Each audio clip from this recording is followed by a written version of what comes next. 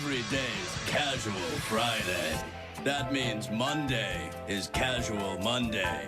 Tuesday, Casual Tuesday. Wednesday, Casual Hump Day. Thursday, Casual Thurs. That's what we call it. And Friday, Casual Shabbat. The Majority Report with Sam Seder.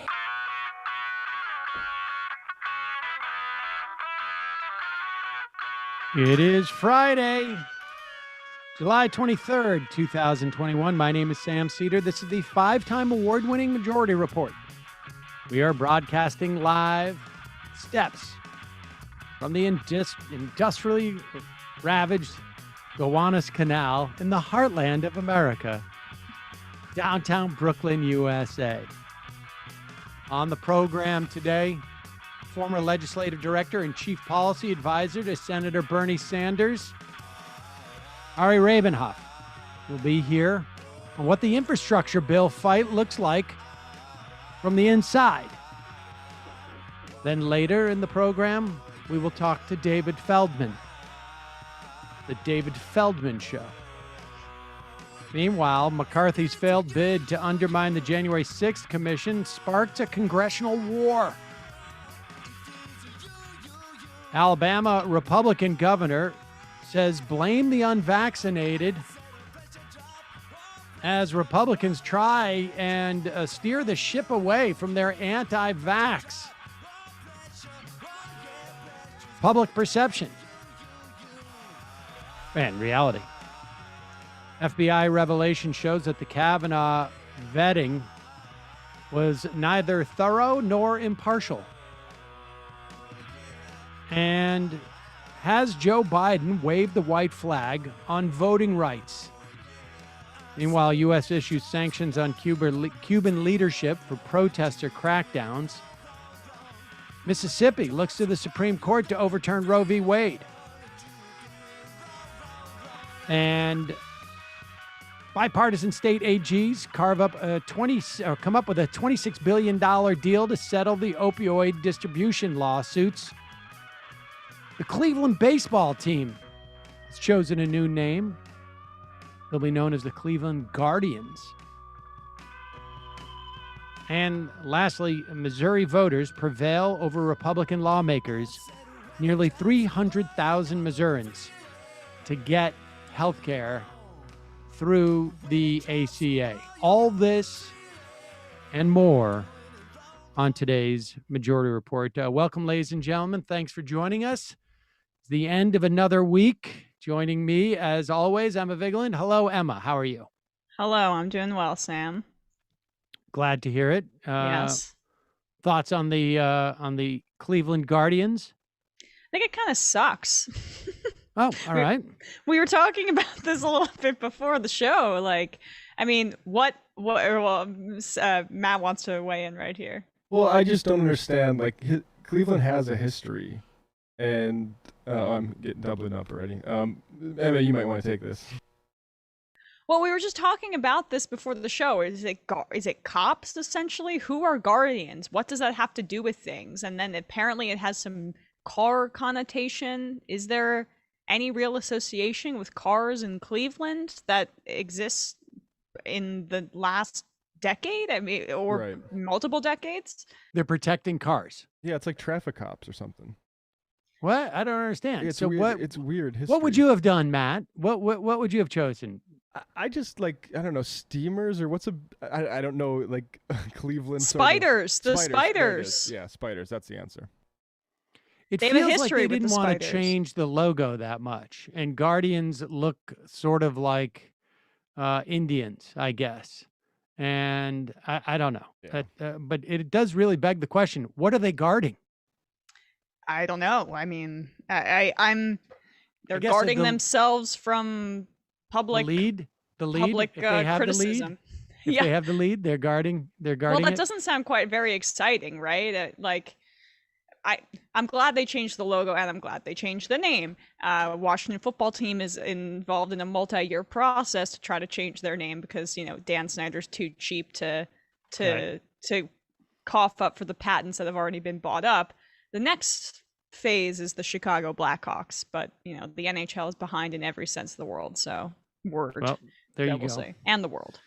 Speaking about being behind in every sense of the word. Yeah, that sports talk went a little longer than you wanted it to, huh? No.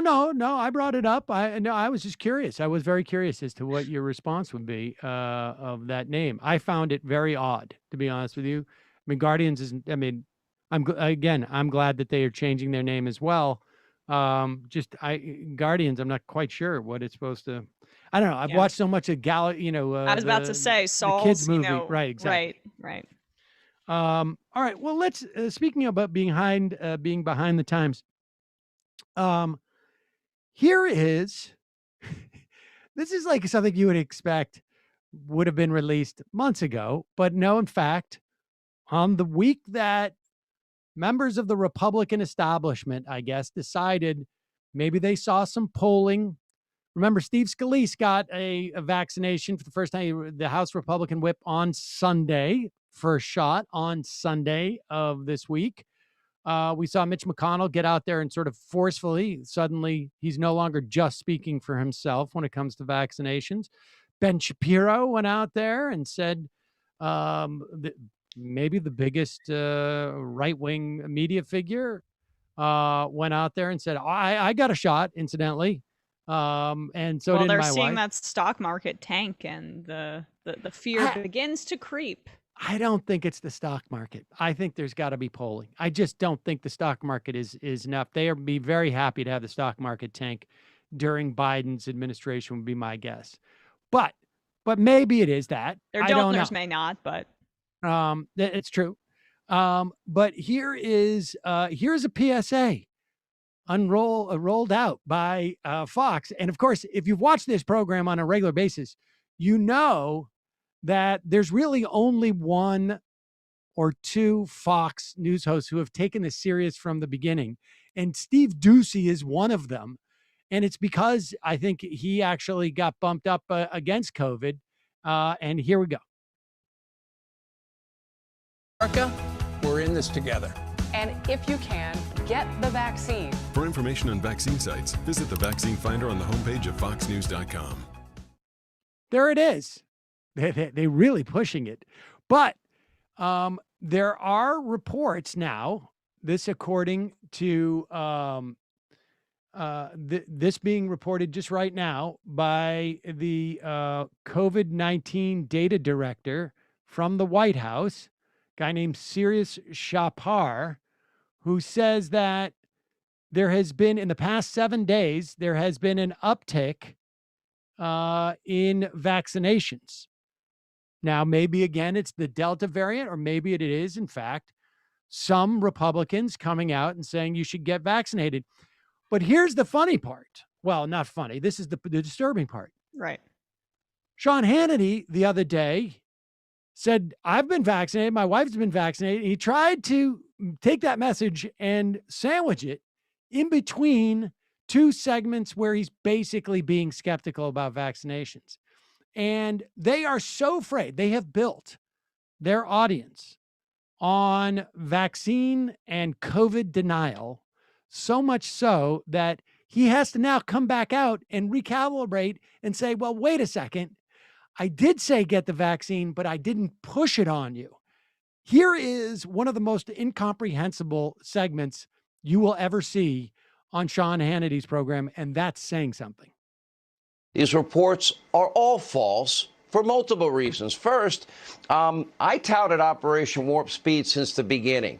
In January of 2020, I was predicting that I had so much faith in American researchers, the medical community, scientists, and as usual, it was my prediction that it will likely be American ingenuity and genius that will help us find therapeutics and vaccines and answers. And I praise the efforts of all of these scientists and medical professionals. Pause it for 1 second.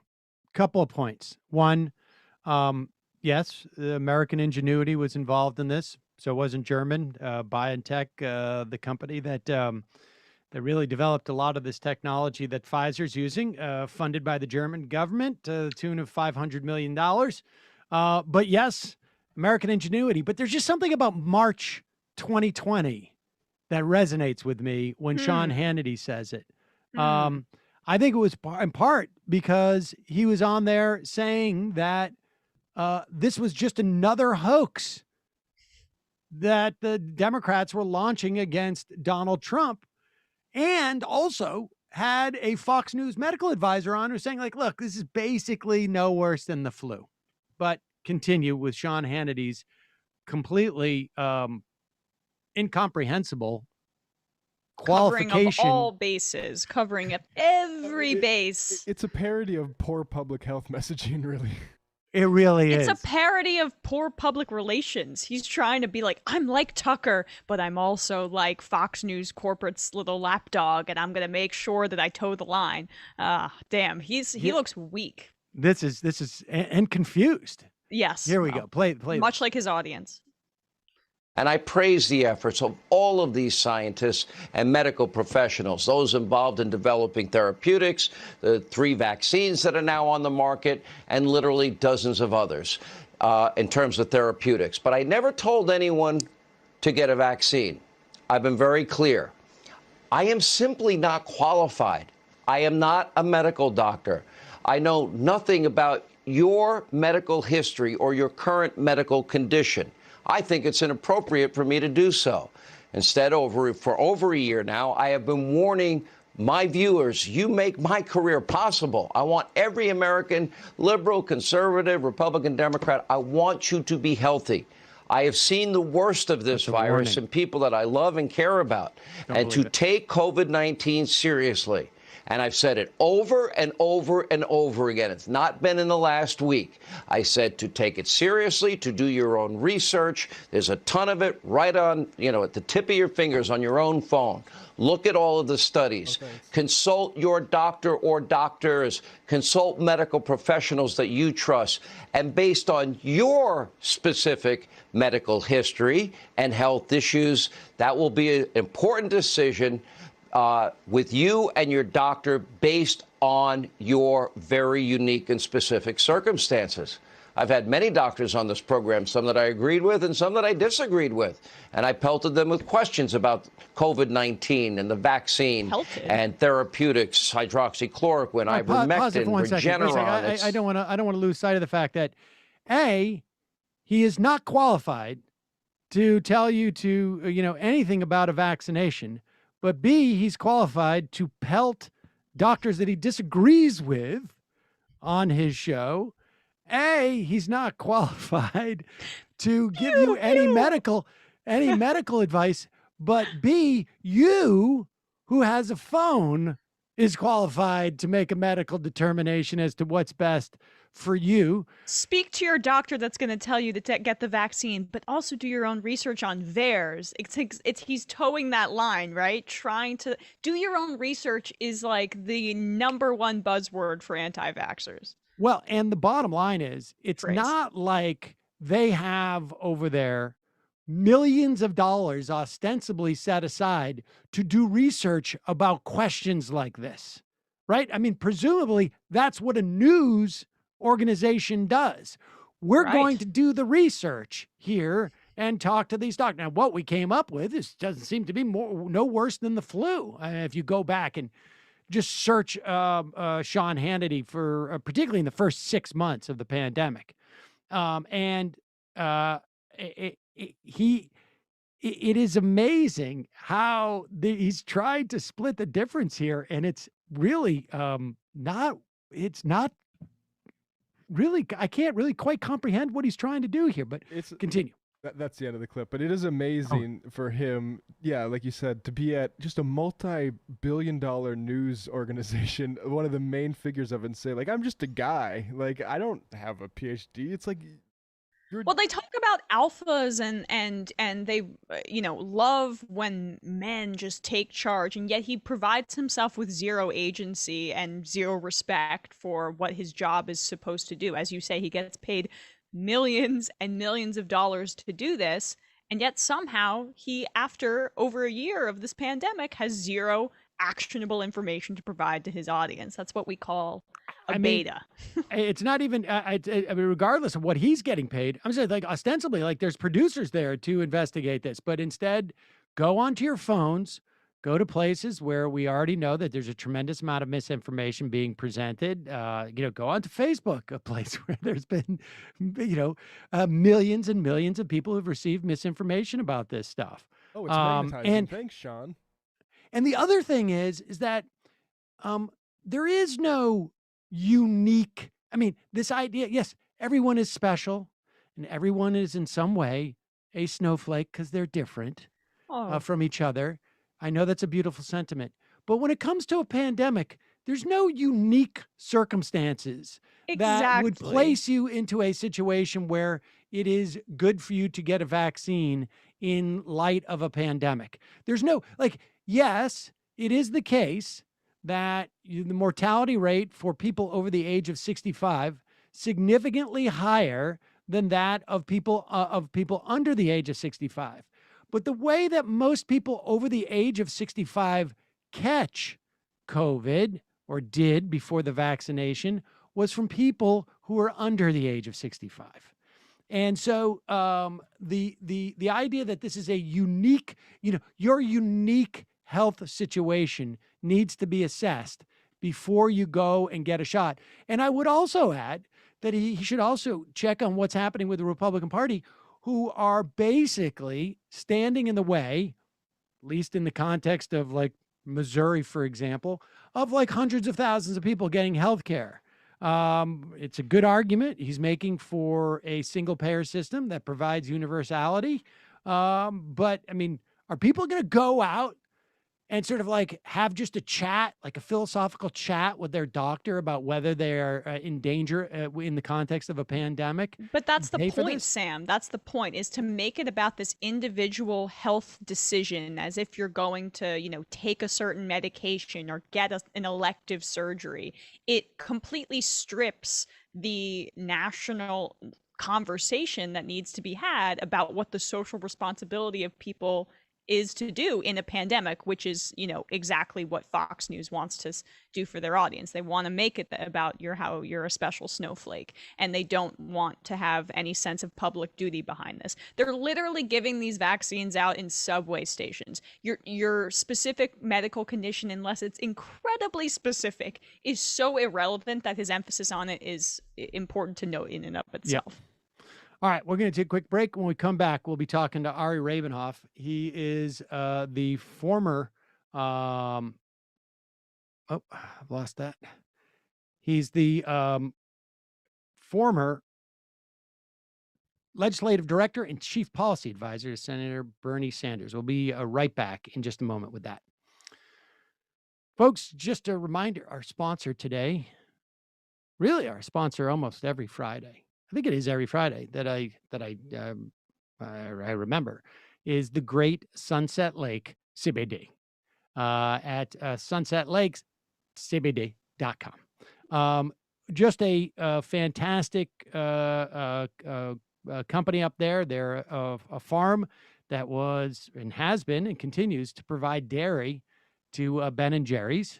Kudos to Ben and Jerry's for their recent decision to not sell ice cream in occupied territories over in the West Bank.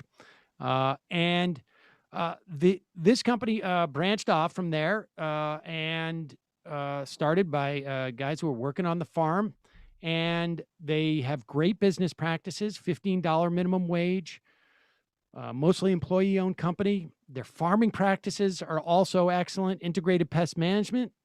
They're 100% pesticide free. They got 100% organic fertilizer.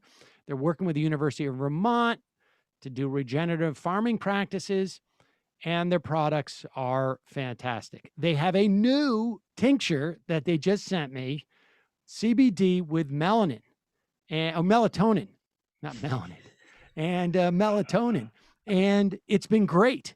It's been great. I got that too. Yeah, it's great. I am almost completely off of my of the Ambien because of their CBD tinctures. It has been terrific. They also have lotion, skin lotion. They have a topical salve with arnica that is great for muscles. And frankly, and I make absolutely no assertions about what it will do for you, but for myself and one other person who I gave it to, it has been very helpful for eczema. I don't know if anybody's noticed, at the beginning of this week, I had a bunch of eczema right here on my neck. And it's almost gone now, but it certainly gave me relief, but it's almost gone after a couple of days, which never, ever happens. But they also have smokables. They have gummies. They have great CBD infused coffee. They have fudge. It's really terrific. Check it out. They're a great company. They've been very supportive of the Worcester nurses who are protesting, or I should say, are on strike for almost 140 days now against Tenet, this massive healthcare company that actually heard from other listeners that there's other labor actions going on in California against this company. They're just a Sunset Lake, just a great sponsor to have. And fans of the show, Left is Best gets you 20% off. One word, Left is Best, 20% off any of their stuff. Check it out. We got a link in the show description and in the YouTube. All right, want to welcome to the program Ari Rabin-Havt. He's a former legislative director and chief policy advisor to Senator Bernie Sanders, was also former deputy campaign manager of Bernie Sanders 2020, author of Lies Incorporated and The Fox Effect. Ari, welcome to the program. Emma Vigeland is here with me as well. Hi, Emma. Hey, Ari, how are you? Good. How are you guys doing? Good. So, Ari, you stepped down from your job working for Bernie Sanders, obviously working on the campaign. Prior to that, you were also a legislative director and chief policy advisor. You worked at him for years, really, haven't you now? Or what? Or where it was? Yeah, I worked for him for about 4 years. Okay, and so you had and prior to that, I know you also worked in Harry Reid's office at one point. You've worked in a bunch of different places. You have a very good sense of this stuff, and I wanted to catch up with you to get your perspective on what we're seeing primarily along the lines of the infrastructure bill, but also just sort of more broadly in the Senate and this dynamic between Joe Biden. As of this morning, there seems to be some consternation amongst the Portman Cinema crew who have worked out this bipartisan thing. Oh, consternation among the Portman Cinema crew. So shocking. Consternation among... Wait a second. Let me go back for a second, because, and correct me if I'm wrong about this, but my sense was that Sanders came out with his $6 trillion proposal right around the time that it sounded like the bipartisan attempt 2.0 was starting to congeal, supposedly congeal. And they were coming out with something that is like, $500 billion worth of new spending, $1 billion top line, essentially. Was that how it went down? No, because I think these things all get famished together a bit. There are a bunch of elements moving at the same time here. So the Portman Cinema Mansion they love gangs in the Senate, gang of whatever. Is it 10 or 20 or however gang many? Of 10, but presumably gang of 15 is what you really need, because you need another 5 Republicans. But go ahead. So they had their little gang, and they were doing an infrastructure bill. And look, there actually are some good reasons, Senate procedurally, to do an infrastructure bill in a bipartisan way because of the, frankly, silly rules of reconciliation. There's a bunch of stuff you just can't do, even in infrastructure and reconciliation. So there's a reason to want a bipartisan deal there. Then you have the reconciliation package. And that included a whole bunch of stuff that not Bernie Sanders wanted, but Bernie Sanders did want it, but Joe Biden wanted, but also included priorities of, frankly, 45 other Democratic senators who each have things in this bill that they want. And by the way, there are a bunch of Republicans who have things in that bill they want too, just by chance. But the reconciliation package had the human infrastructure, as they we're calling it, which never had anything to do with the bipartisan deal. The issues of these all coming together at once is frankly a timing issue, where you did the first package, and now you have a very condensed timeline of legislative days to do an infrastructure package, a reconciliation bill for the human infrastructure, the yearly appropriations, and the debt ceiling, all by the end of September, taking into which seems like, oh, they have a few months, except you have basically 2 weeks left before the August recess. Then Labor Day is late this year, so you don't come back from August recess until the second week in September. That goes right into the Jewish holidays, which the Senate recesses for, because a lot of senators are Jewish. And that gives you like very few legislative days before the end of the year, before the September 30th kind of moment. Did they go on break for the entire month of August? They go on break right now. And look, if Schumer might adjust this, the calendar that the Senate had them from you're in that first week in August. If I could look at a calendar for a second, I could actually tell you the exact date. So let me pull up my iPhone. So the way the calendar had it structured is they leave the 6th of August and they would be gone until like the 13th of September. Wow.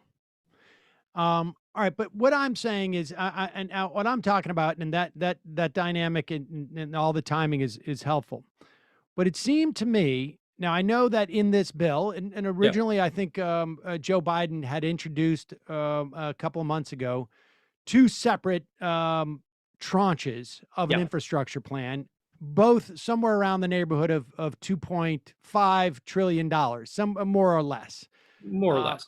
I mean, what's a couple $100 billion between friends? Well, the truth is, once the CBO gets their hands on it, who the hell knows what that number will be?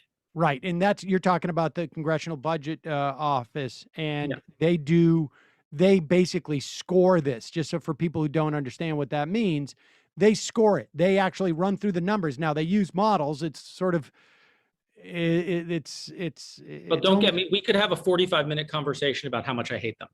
Okay. Well, but we just briefly, I mean, give us a little sidebar on that so that people understand what you're talking about, because I don't think most people know that dynamic. So the CBO, this Congressional Budget Office, is this office. It's run currently by a guy named Phil Schwagel. He was appointed by Mike Enzi, so a Republican, but they work in terms and you can't unappoint without a vote of either chamber. So right now, a Democrat would be appointed because Democrats control both ends of Congress. Now, Phil's not a huge partisan guy. Like he's kind of an economist and kind of, that. But the problem is that the Congressional Budget Office comes up with these scores. So they'll say, Sam has a bill to build a road by his house. I'm being really simple. They'll look at it and they'll say, well, that'll cost $40 billion. And the problem that I have with the Congressional Budget Office is what I'd always like to say to them about them is they're always right, but never accurate. Their scores are basically what sets in budget reconciliation. The scores matter in a legislative sense. That first off, the way the reconciliation process works is there are 2 bills. First, a budget resolution, and then the reconciliation bill. The budget resolution sets up the spending in the reconciliation bill. So the scores of your programs have to match to the dollar. They can go lower, but they cannot go $1 above the spending set up by committee in the reconciliation bill. And they also cannot run a deficit after 10 years. So in the 11th through infinity, you can't run a deficit under those rules. So when CBO says X costs X, you have to either have in reconciliation a thing that says you can have that much deficit, or have a way to pay for it, which CBO will also tell you that tax cut will raise X amount of dollars. The problem I have with CBO is they have been wildly inaccurate over the years, wildly off from kind of mainstream economic thinking on a bunch of things, and their scores have the force of law. So I'll give you an example. Their Republicans wanted to run drilling in the Arctic National Wildlife Refuge through reconciliation. They claimed it was substantially budgetary. The Congressional Budget Office said it would cost, I think they said $1 billion, it would, sorry, not cost, it would earn the federal government $1 billion. I believe it earned the federal government, now that we know the drilling happened, we know the exact number, I believe the number was $14 million. Wow. So they were only off by $980 million, or 98% in their score.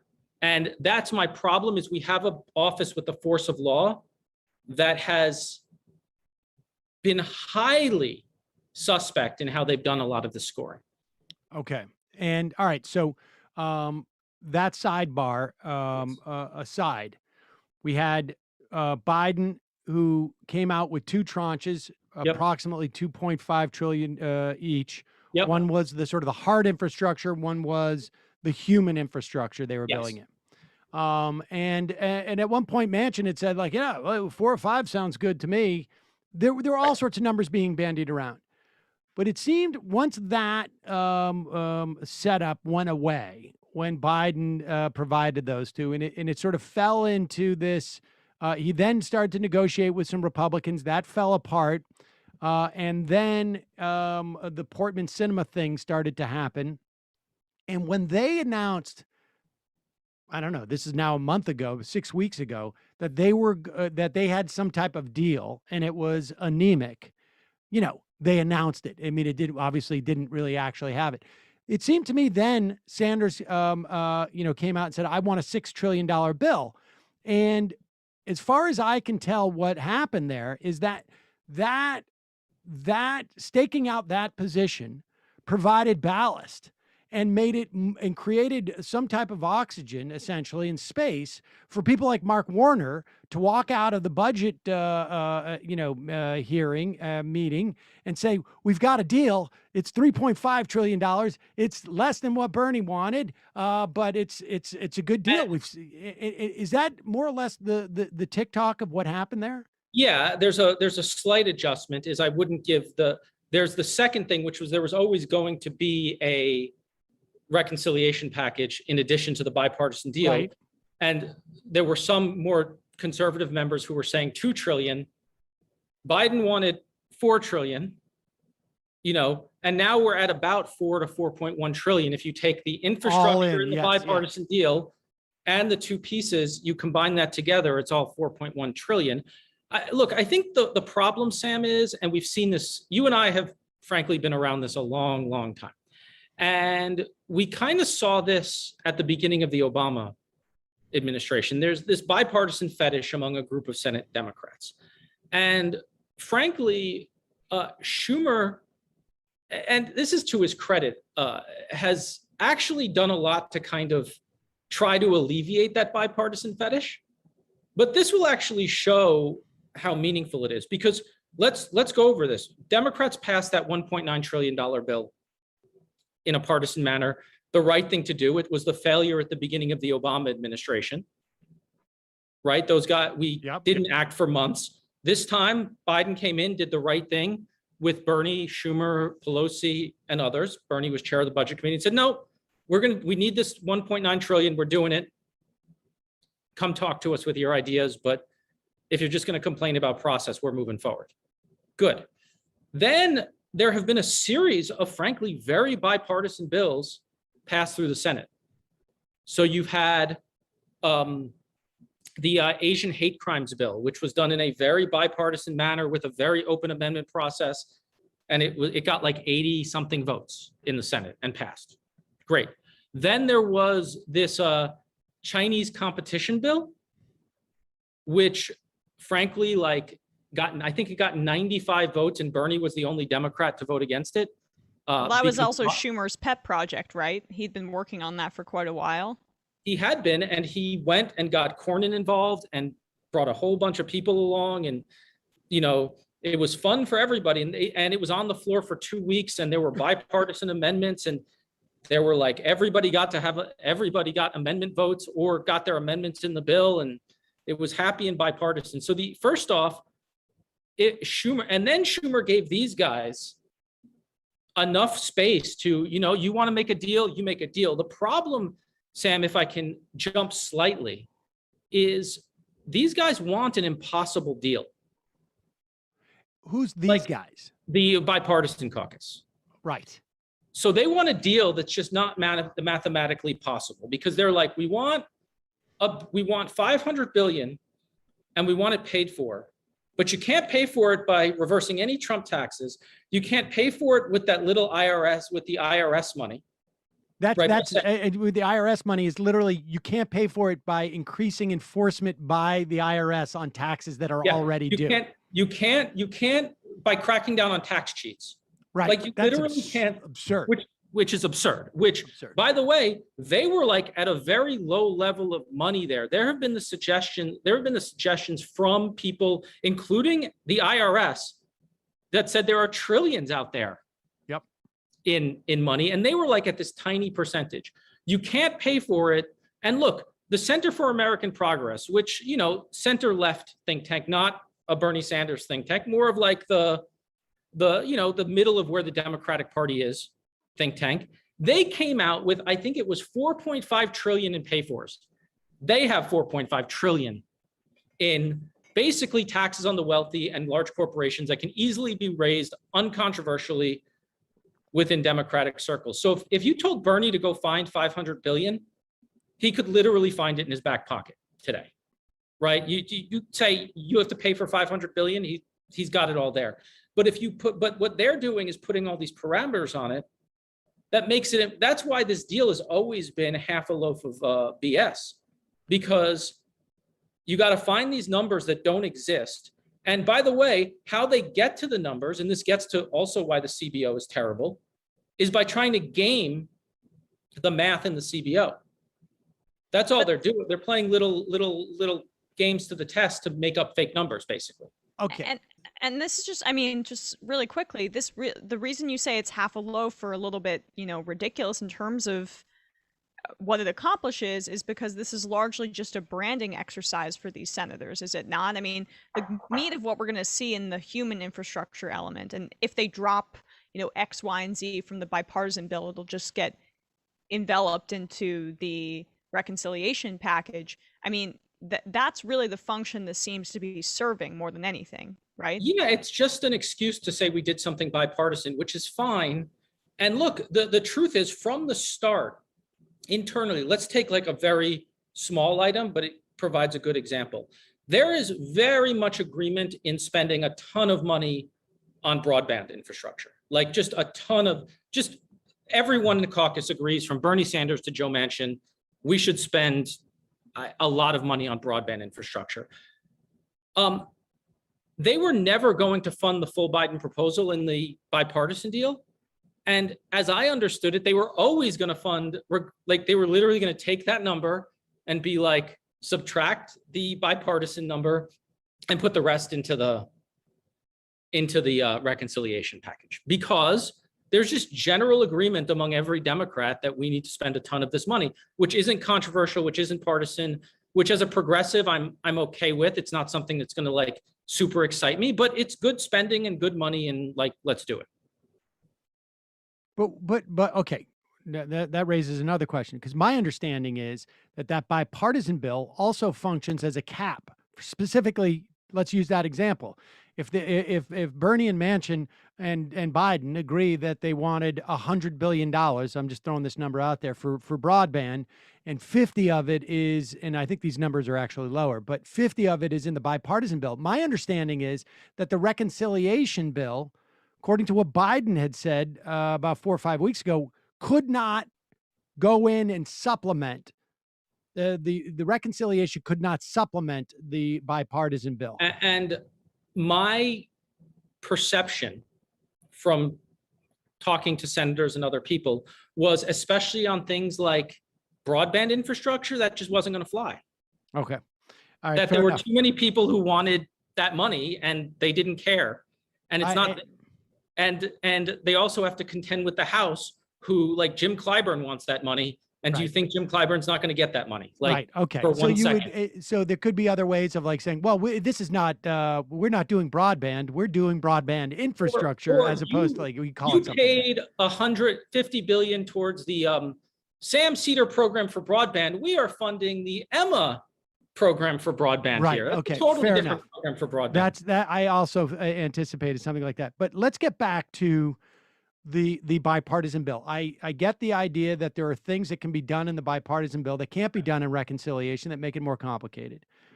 But what is, putting that aside, the actual material value of doing a bipartisan bill?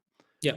What are the, what's the agendas here of like, why is Portman and his gang of 5 and ostensibly 10 that he could deliver from the, why are they doing it as opposed to letting the Democrats just do it all in reconciliation? Why, I think I know why the Democrats who are engaged in that bipartisan thing are doing it. That's more of like, obviously like a branding value to them. And what is, from Schumer's perspective and Biden's perspective and maybe Bernie's perspective, what are their,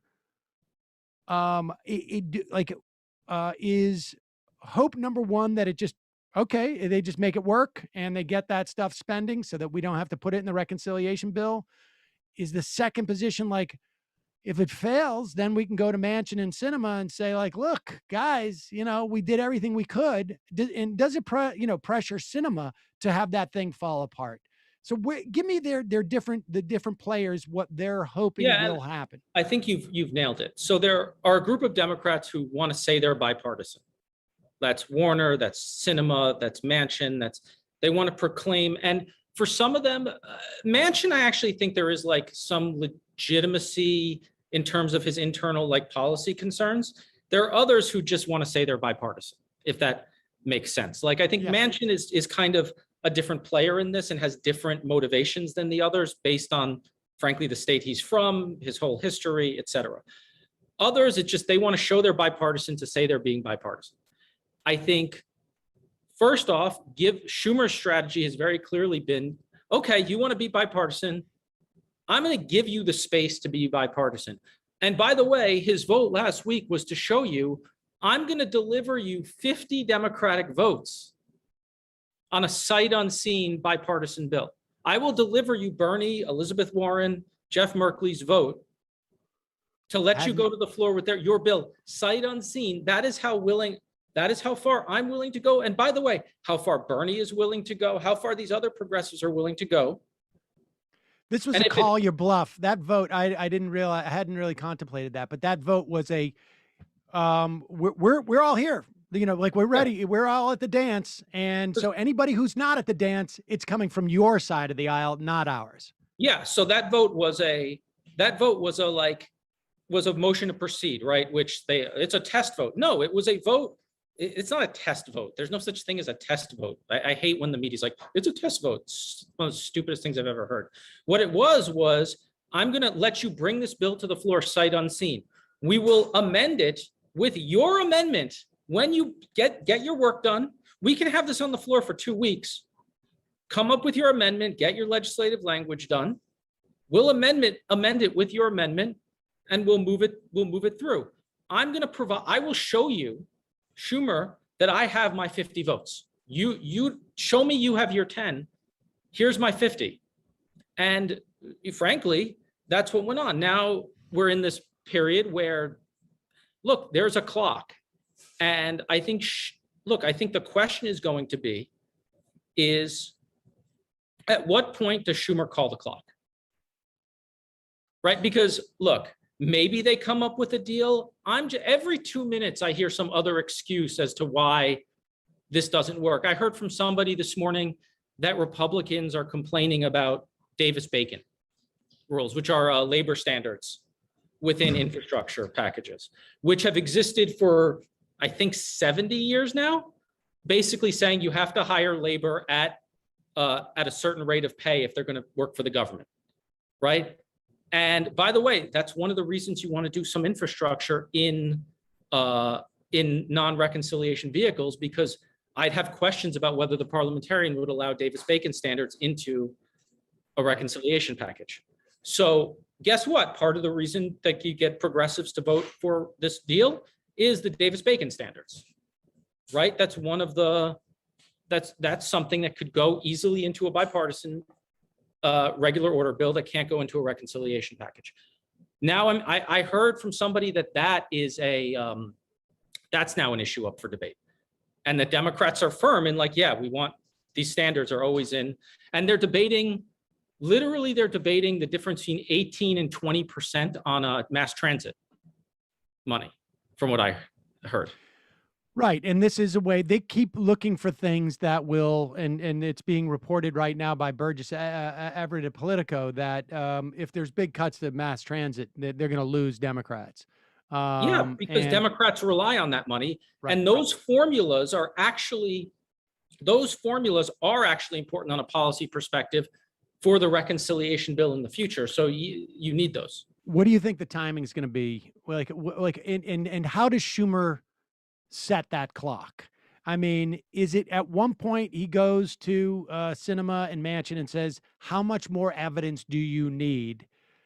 And really, maybe it's not even about convincing them as much as it is, how much more cover do you need from me? Like, how much more can we exhibit publicly that the Republicans are not interested in doing this, so that you can say, in accordance with your brand needs, that you tried to be bipartisan and the Republicans could do it? He's got to move the reconciliation package in the next 2 weeks.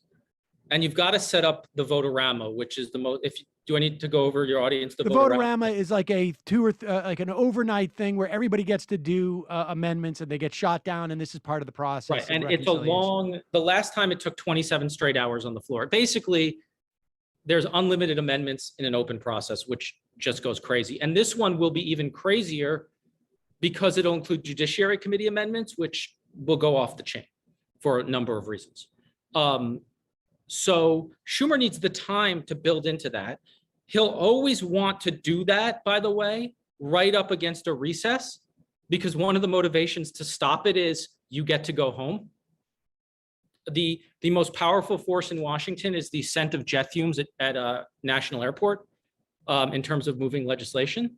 So Schumer will back it right into recess to basically say, you want to end this so we can all get the hell out of here. You want a vacation, you better pass this. Yeah, your jet is taking off I know your jet is taking off at 2 o'clock, and somehow magically everything gets done at noon so everybody can make it to the airport. Yeah, Ted Cruz needs to go back to Cancun, I guess, so. Look, those Cancun vacations, he wants to try Cozumel this time.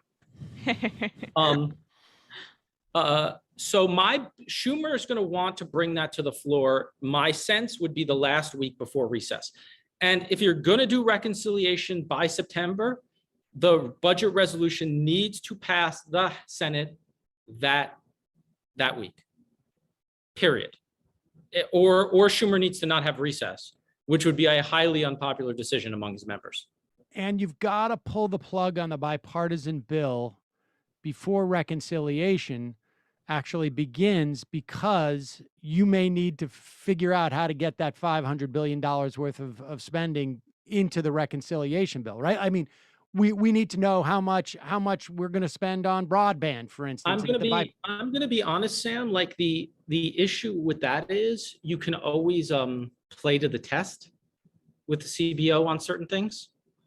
So like, let's say it costs $3.5 billion. That's not a real $3.5 billion. That's just what the CBO says 3.5 trillion is. So like, you can do things like this program will start in X year and end in Y year, knowing that the Senate will always fix it. There's a bill every year called tax extenders, where literally it's stuff that expires because of CBO scoring that just we're extending it for a year because we don't want to raise taxes on pick sympathetic group. So you can always game scores. You can play around with it. But like, look, I know for a absolute fact that the budget committee is hard at work prepping the reconciliation bill, doing parliamentary meetings, getting everything set up so they could do it this work period, which is why Schumer was so insistent on having that 3.5 trillion deal done at the beginning. So that bipartisan deal, though, has to be done before then. It's just plain and simple. Do they have two versions? Do they have a version with if the bipartisan bill passes and a version where if it doesn't pass? I would assume no. I would assume they're working on one version. One version. So what? And they're assuming that the bipartisan bill doesn't pass. In other words, like, how do you, if you think that there's another bill out there that is going to fund to 500 billion to a trillion, depending on how you want to count that, and yours is 3.5 trillion, but you want to make sure that all that stuff on the bipartisan bill happens. How do you can just pump that back in after the fact look, let's be clear. You look at Bernie's like $6 trillion plan. All of that stuff magically ended up. Every element of the $6 trillion plan is in the $3.5 trillion plan. No elements are missing. So there are ways you can remember, because it's not real money. It's just a prediction of money. Right. So they'll famish scores and move things around and adjust taxes and do all sorts of things that get you to where they want to be. All right. We just got a couple of minutes left, and I want to ask you about this. So we're going to have a better sense of this within 2 weeks because that Schumer doesn't have I would bet you have a better sense of, if we talked next Friday, we would have a full sense of this because there just isn't the time to dilly-dally, and the Democrats understand this. They learned some of their lesson from 2008, I guess, or 2009. I mean, that was very clear from the beginning, but there are also things that need to be done. We need to figure out the debt ceiling. And if Republicans won't provide any votes for it, they're going to need to do the debt ceiling in reconciliation, which so far they have avoided for a technical reason. But you can do the debt ceiling in reconciliation, and they will, and if necessary, they're going to have to use that. I see, and so the clock on the debt ceiling is immovable. That's not no one has any. Well, there's also like a famish there where they're like, we're using extraordinary measures, but there ultimately is a final date that the Treasury Department gives, where they say this is the final date. All right. So with a couple of minutes left, let's just talk about voting rights, and more broadly the filibuster. Yeah. Joe Manchin has been all over the place, it seems to me, on this, at least in the context of, at one point he was entertaining like a talking filibuster, like some form of filibuster, reform light, as it were. And then in other instances saying absolutely not. What is your sense of where everybody actually stands on this? I think Joe Manchin and Kyrsten Sinema are providing cover for other members of the caucus who don't want to get rid of the filibuster, first off. I think that theory has been floated on the internet. I 100% believe that to be true. And let me ask you a secondary question to that. Are those people that they're providing cover for, are they saying that, I mean, how do they pay them back? They don't even necessarily pay them back. They're just people who they're glad they're talking so they don't have to. Okay. Oh yes, of course. But if Sinema and Manchin fold, as it were, you're not going to see Chris Coons go out there and go, wait a second, I want to be the new man. He's just not going to do that. It depends. I don't think on voting rights. I think they'd have a real problem on Voting Rights Act stuff and those bills to do it, which is where Schumer brought that up to fail, to say this is all part of hey guys, come on. And look, I think this is part of the 50 vote problem, which is legitimate. And look, here's the weirdest thing. Getting rid of the filibuster, and I say this as somebody who is way to the left of everyone in the Senate, would be a boon to the moderate members of the Senate. You want to elect Joe Manchin, president of the United States, get rid of the filibuster. Right, because he becomes the 50th vote. But on everything. Right, but there's obviously a lot of votes that he doesn't want to take. Right? I mean, that's the point. Is he's more afraid of taking the votes than he is about having than he wants to be the guy to dictate. It's not even taking the votes. He doesn't want to be the negotiator on everything, and he doesn't want that spotlight on him. He doesn't want. He wants to be the center of attention, but in ways he controls. And without the filibuster, we're only doing these giant reconciliation packages that everything in the kitchen sink gets stuffed into. Once you get rid of the filibuster, then every single one of these becomes an immediate 50 vote question. And immediately everybody's running to Joe Manchin and Kyrsten Sinema and being like, hey, da, da, da, da, da. And look, if you wanted to, if the excuse was you wanted, this is where their excuse of like, we want bipartisanship. If you wanted bipartisanship and you wanted comedy and you wanted the Senate to function that way, get rid of the filibuster and your gang of whatever will just control every vote and every process and everything. That's the irony of this, is you get rid of the filibuster, the moderates run the show. Right. But it seems to me that there's some people who are afraid of taking these votes. I mean, it was, you know, sort of I think the analogy I was using was, you know, when you're playing Little League baseball, there's always a couple of kids who are like, please don't hit the ball to me. Oh, no, I'll tell you, let me lift the curtain off something. So in the first reconciliation bill, when Bernie brought up his minimum wage vote after we knew we weren't going to get it, but he wanted the vote anyway, the amount of other staffers who called me, and high level, not like I'm talking most senior levels in their office, who called me cursing me out for it. Literally one guy, I don't know what your rules are on this on your show, but was like, mother effer this, mother effer that, for like 10 minutes to me on how dare your boss F up, blah, blah, blah. And this was for a member whose boss is one of the most strident supporters of the minimum wage. Because they don't want to have to take the vote. Was so upset that they would have to take the vote. When there was some Israel vote that Bernie was objecting to Republicans on, and they were like, the amount of calls I got from people like, please don't make us take this vote. Please don't make us take this vote. The amount of times these guys are just scared of taking votes, and not Manchin and Sinema, we're talking even sometimes progressives or people who you would classify as progressives who don't want to take this vote.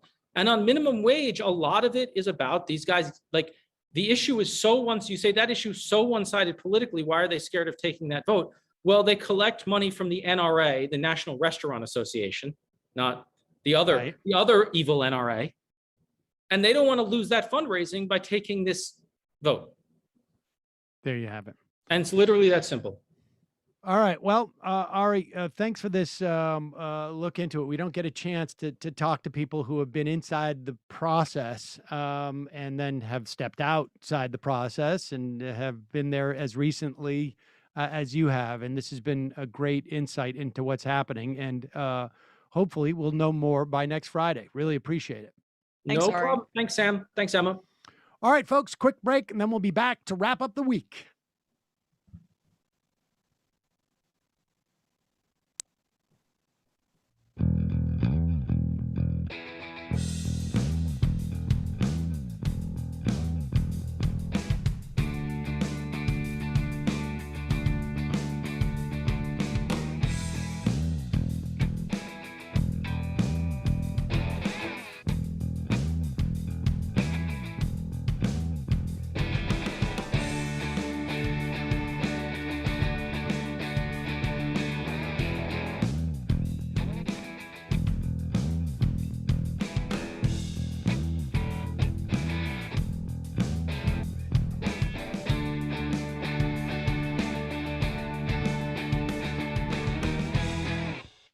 All right, folks, that's about it for us. You should know, Emma, that some of our IMers to the show, who, you know, we obviously, when we go into the second half, we take some of those IMs, have said that your pun with Ari was pure gold.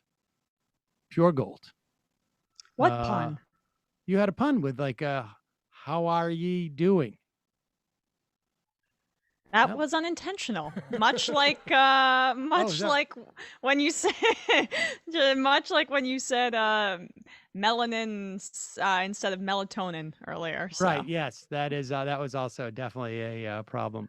Well, folks, go ahead, Matt. I just want to say we real just got quickly, a second. I apologize to our Cleveland fans. I like the Guardians name now. I understand it. What is the name? Wait, explain quick. There's traffic guardians at these bridges that actually look really cool. I thought it was literally traffic cops, so I apologize. Ah, all right. Well, then explained. Now we're in favor of the Guardians, of the Cleveland Guardians. Congratulations, folks. We didn't realize what it meant for Clevelanders. We will see you again on Monday if you're watching us on Peacock. Have a wonderful weekend, Peacock audience. And if you're not, then you're very fortunate because we're going to have David Feldman call in, I believe, in just a moment. In fact, I need to get on the phone system here. We got a lot of calls, I'm seeing. Got a lot of calls already. They're all going to have to hold on because we're going to be talking to David Feldman, I believe, in just a second. Folks, of course, know David Feldman. He is a host of the David Feldman program. David, are you there? Can you drip with more sarcasm? I'm sorry. Could you say that again? I had you drop down. No, I was just wondering if you could you drip with more sarcasm in that introduction? I was not being sarcastic. I'm sorry you took it that way. I'm here with Emma Vigeland, who I'm sure will have a tone that you'll appreciate more than me. I like Emma. Oh. Hi, David Feldman. See, she meant that.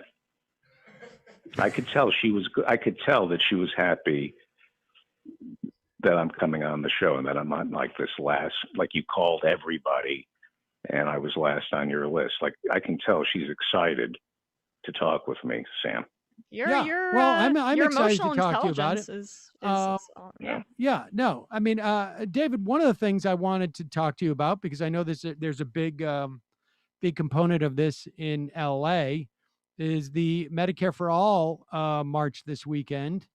I want to get your sense of, what you think about that march happening now. I don't know that it's particularly controversial that it's happening now, but I think it's a little too soon. It reminds me of force the vote. I don't think it's smart to start marching right now. Well, wait. Well, how is it like force the vote? Like, why is it too soon? It's children. It's people who don't understand how things get done in Washington, and just a march for Medicare for all.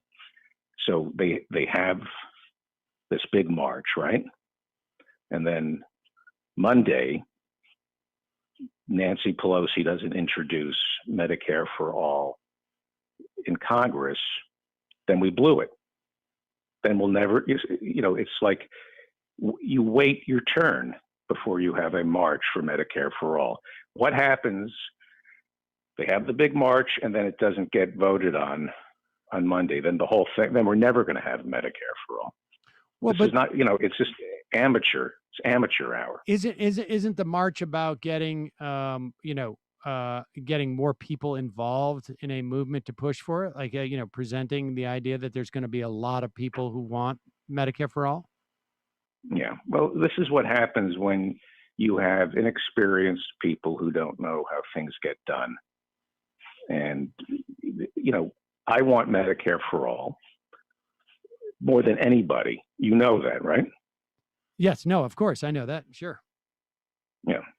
I'd like to know how we're going to pay for it, but I want Medicare for all. Taxation. Like I said, I'd like to know how we're going to pay for it. I think the march, an entire nationwide march telling the world that we want Medicare for all is so stupid, so childish. It's not how you get things done. Anyway. Can I talk about something that's a little more important to me? Sure. Do you mind? No. Well, I was reading Michael's piece in Jacobin, Michael Brooks. Yes. His piece in Jacobin, and you know about the Michael Brooks Legacy Project, right? Yes. You and I. It's creating work.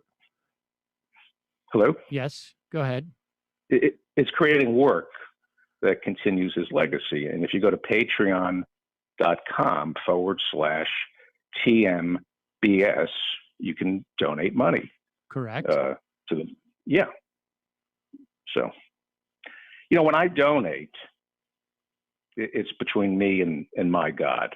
You know that, right? I do. I don't donate to get my name on a plaque, unlike you and your family. I remember growing up, every time your father donated, we had to hear about it. What? First I of think all, I think that's disgusting. David, you and quite I frankly. did not grow up together. Okay. Well, all I remember is your mother and father, if they donated to any cause, we had to hear about it in the car on the way to camp. What? I give money. I was raised David, differently from you. I was raised when you give money, you do it because it's the right thing to do. You give anonymously, okay?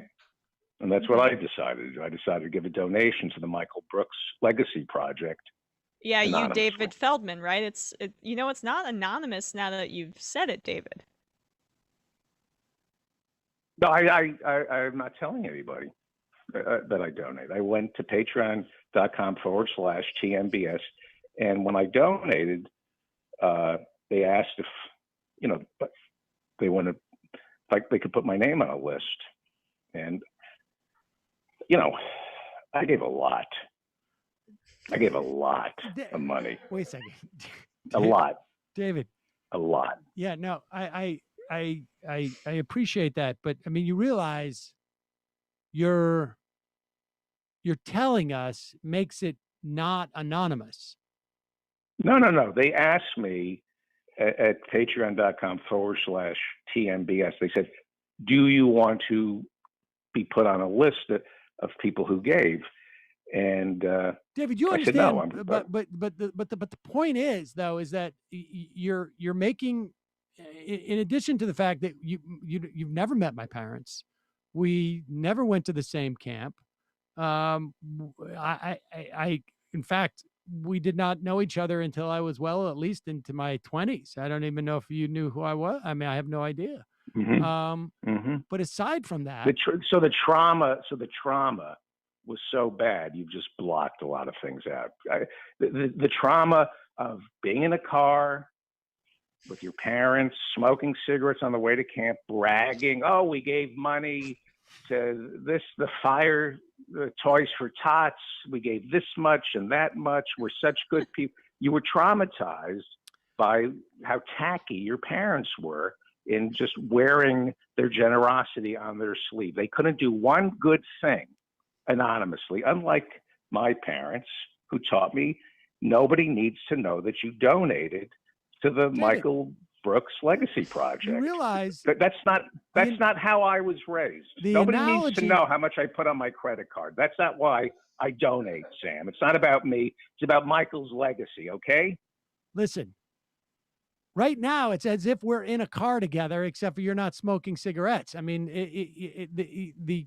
the hypothetical, in fact, untrue scenario that you, except for the cigarette smoking, frankly, that you constructed there, that aside, what's happening right now is very much like that. You're sitting here you've just told Emma and I that you donated. I donated anonymously because it's not about you or Emma saying, hey, what a great guy that David Feldman, who will be appearing in East Orange, New Jersey this week at the Mask Optional Comedy Club is. I don't need to hear that. I don't need to hear you saying what a great guy. That's not why I donate money to a cause. David, can I pull you back to something else? I'm curious. I'm going to be at Mask Optionals. Hang on. I'm going to be at Mask Optionals in East Orange, New Jersey. I probably will not even mention that if somebody asked me, did you give money? And I gave a lot to Michael Brooks, yes, patreon.com/TMBS. But I gave a lot. David, no, yes. I gave a lot. But at Mask Optionals. Wait, Mask Optionals is the name of a comedy club? Yeah, I'm playing Mask Op. Yeah, I mean, Mask Optionals in East Orange.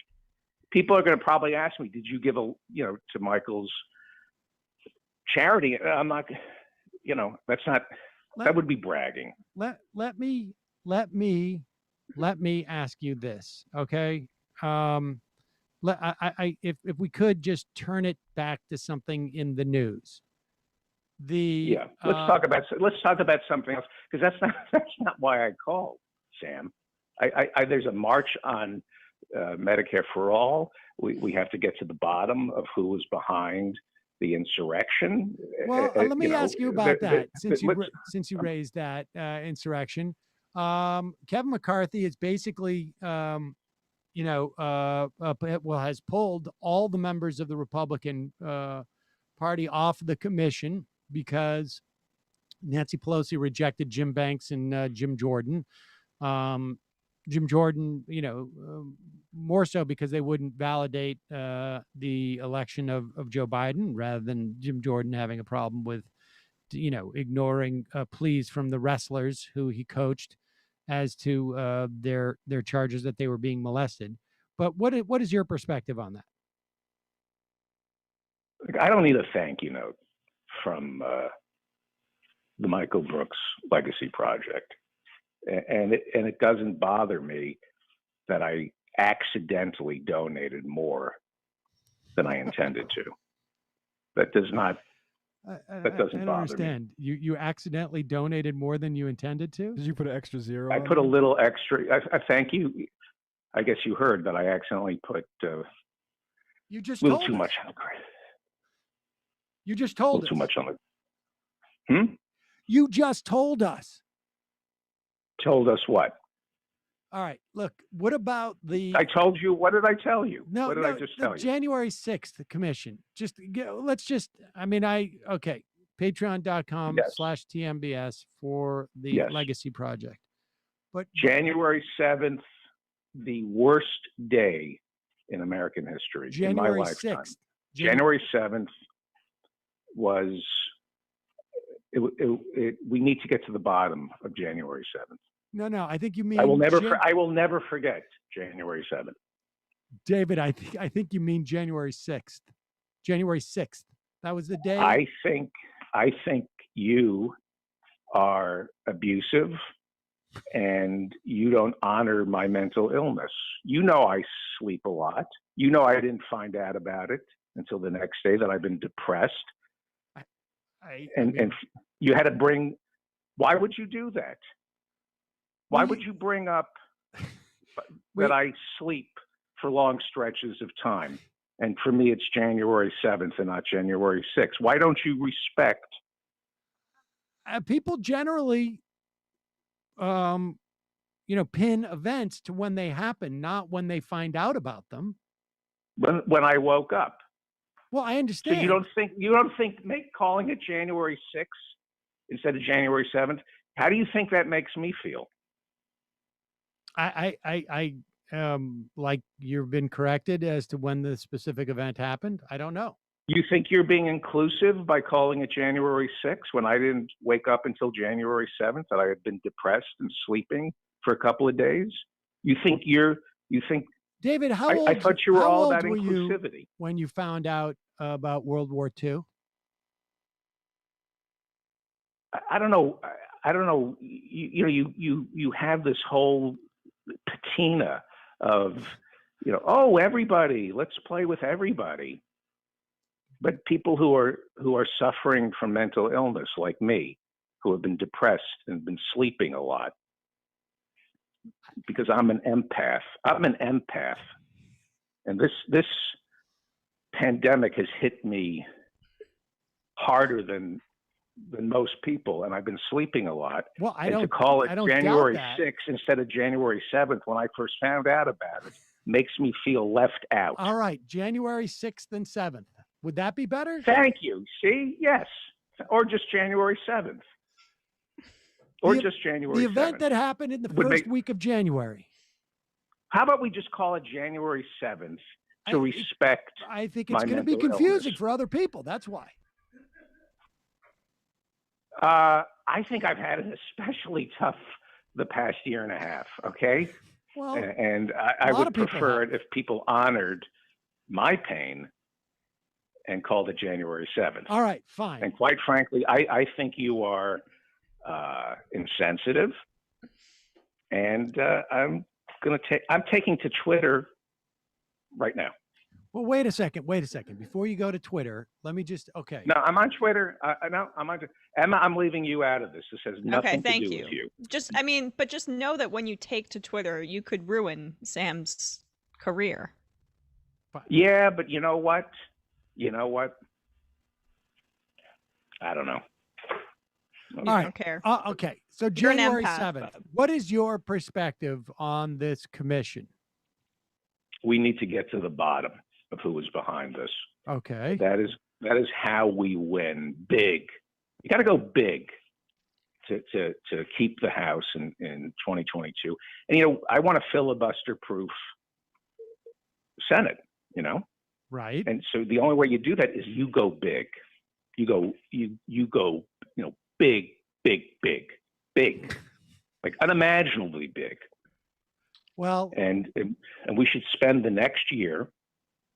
If you want to win, you spend the next year focusing only on the January 7th insurrection. That's why the Medicare for All march is childish. It's Bush League. They don't know. Go what about big. the infrastructure bill? You don't think that's big? It's not good enough. It's only $3.5 trillion. It's not big enough. Bernie sold us out. Forget it. I'm not interested. Go big on the insurrection. That's how you defeat the Republicans. You got to put numbers on the board, Sam. The Democrats need to say, look at what we've done for you. Look at what are you going to run on in 2022? A $3.5 trillion infrastructure bill that is painfully short. They came up completely short. Bernie completely sold out the party. There's nothing in that infrastructure. There's nothing. So throw it out. What do you mean there's nothing? There's literally $3.5 trillion. He abandoned me, just like, he abandoned me. I'm not interested. Focus on the insurrection. That is what will get the Democrats reelected. David, don't you think it's going to be confusing for people who would vote for Democrats under your plan when they talk about the January 7th insurrection and people are out there just going, you mean January 6th? Because most of those people, with total respect for your sleeping habits, were awake on that day and they found out about it on that day, on the 6th. Wow. I'm just asking. Wow. I'm asking a question. Why are you being ableist? Do you talk to your kids this way?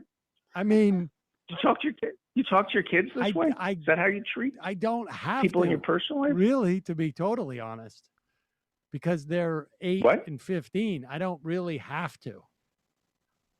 Yeah. Are you that cruel to your kids?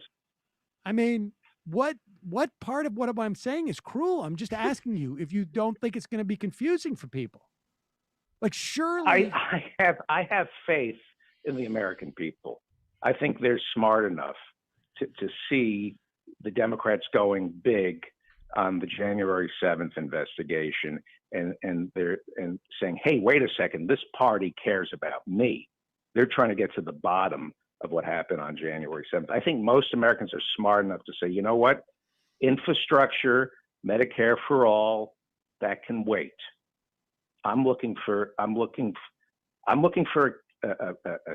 Senate and a House that can put out the hope that in 2023 I might get to see Donald Trump's tax returns. See, that's how you win elections, Sam, by holding out the hope that we could possibly maybe see Donald Trump's tax returns in 2023. David, you got to do big things. You got to do big things, Sam. Maybe let's turn. Maybe it'll be easy. Let's turn to what's happening. See, you're with all due respect. With all due respect, you're a fool. You don't understand the American people. With all due respect, no. You don't understand the American people. We do big things. We do big things. Like Richard Branson, the first billionaire into space. Didn't that make you proud to be an American? Well, first of all, Branson's When you, British. And I don't know if he was the first. Wasn't it Bezos, or I don't know. Richard Branson was the first American billionaire in outer space. Isn't Branson British? Isn't Richard Branson? He's Sir Richard Branson because he was knighted. I think he's British. Well, Paul McCartney was also knighted. That doesn't make him British. It didn't make him British, but he was British. Paul McCartney was British. Is Sir Paul, the Beatles. The Beatles were so. Liverpool. You know England. what? Let's just, I'll compromise. If you say Richard Branson is the point, Jeff Bezos, okay? Wasn't that great? He went big, Jeff Bezos, right? Well, I mean, that's went what up the to 10 Democrats minutes. have to do. 11 minutes, Sam. Jeez. 11 minutes. That's right. So look how far. That was amazing. Didn't that make you proud? Look how far we've come, Emma, in 50 years. 52 years ago, we walked on the moon, right? Right. It took a week to go to the moon and back. Look at how far we've come in 52 years. We're sending people into space for 12 minutes. Yeah, the but moon David, took a week. It's like Moore's Law. That technology was around for quite a while. The one that Bezos and Branson kind of used.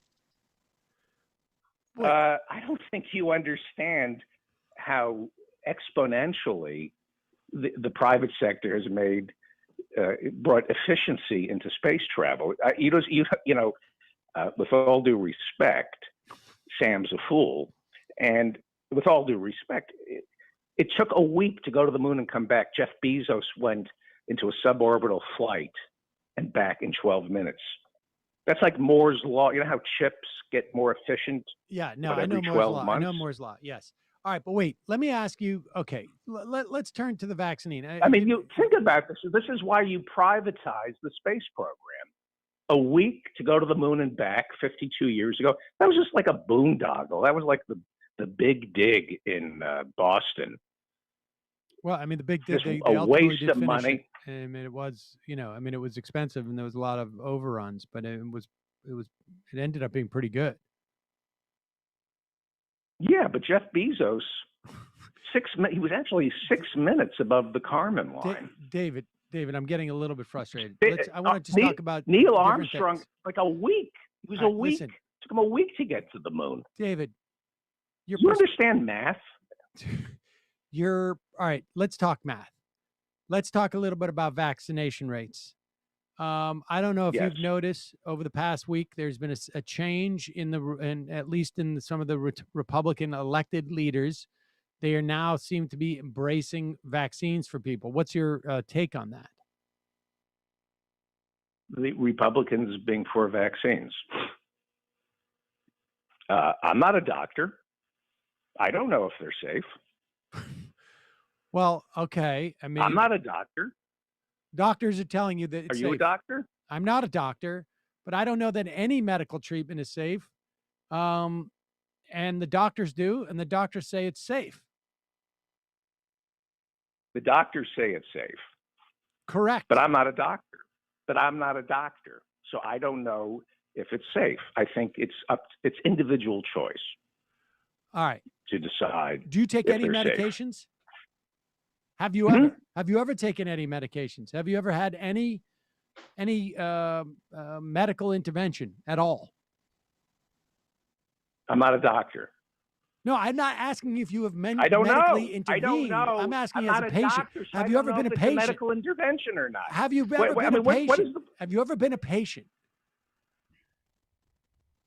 I don't know because I'm not a doctor. So I don't. If I'm in a hospital, I don't know if I'm a patient or a doctor because these things are beyond me, and I think it requires study. So I don't know. I don't know if I've ever been a patient because I'm not a doctor, nor am I a scientist. All right. I don't know. I'm just saying that people should, if you're in a hospital, right?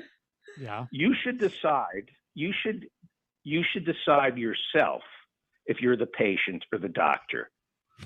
That should be your decision. Okay. So, Not Sam, the why are government. you? Not You're the government violating shouldn't be David's deciding HIPAA rights what- here. I'm sorry? Well, I mean, why is Sam violating your HIPAA rights by asking all these questions? Exactly. Whose side are It's you a on? Thank you, Emma.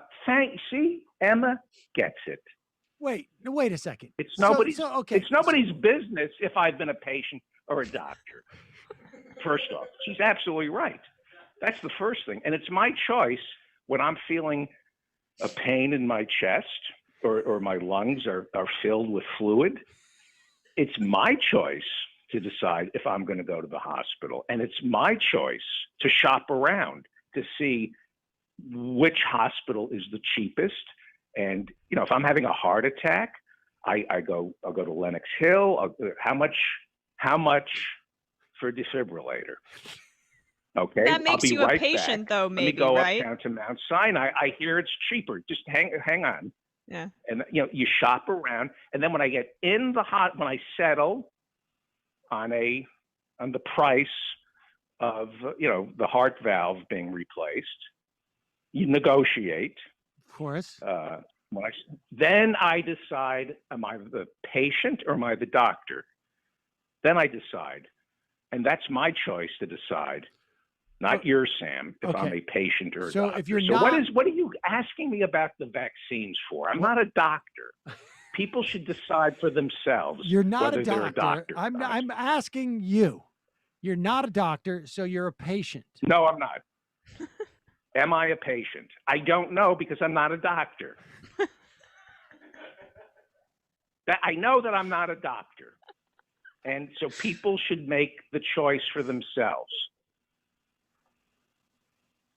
So God, you're impossible. Jesus Christ, man. So you think everybody, you want the government demanding that everybody gets a vaccine, right? I'm pretty close to that. I mean, I think it would probably be more like if you want to participate in certain things in society, I would be okay with people requiring. And where does it stop? So first the government is knocking on my door, and it's very innocent. Hey, did you get a vaccine? We're just asking. It's just the Biden administration trying to find out if you've had a vaccine. Very innocent, right? And you go, no, I haven't had a vaccine. Oh, okay, we're going to write this down. And you know what? Here's a vaccine. I don't want a vaccine. Here's the chip. Here's the chip. I mean, the vaccine. What is the chip? What's the chip? What's the chip? Huh? What did you say? The chip? I meant the vaccine. I meant the vaccine. And then, so, now the Biden administration, they innocently give you a shot. They knock on your door, and then what is to stop them from coming back a week later and saying, hey, do you watch gay porn? And I say, no. Well, here. And then they quickly, they open up their phone or their iPad, and suddenly I'm looking at gay porn, and they're converting me. Converting you? To be a homosexual. Converting me. Because it starts with, hey, come on, did you get a vaccine? We're looking out for you. And the next thing you know, you can't take your eyes off gay porn. You want that? You want that for your country? Well, maybe you do. I mean, you sounded very Tucker Carlson at that moment.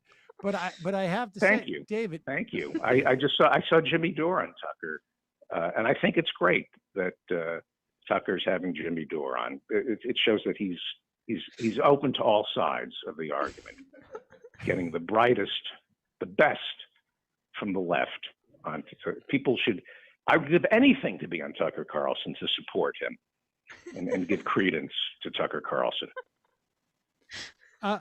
That's what everybody on the left should be doing. Well, we actually do have going on Tucker Carlson. We have that clip. Well, can I just ask quickly, should he have mentioned the march on Tucker? Because I don't think he did. Yeah, no mention of the Medicare for All march, Feldman.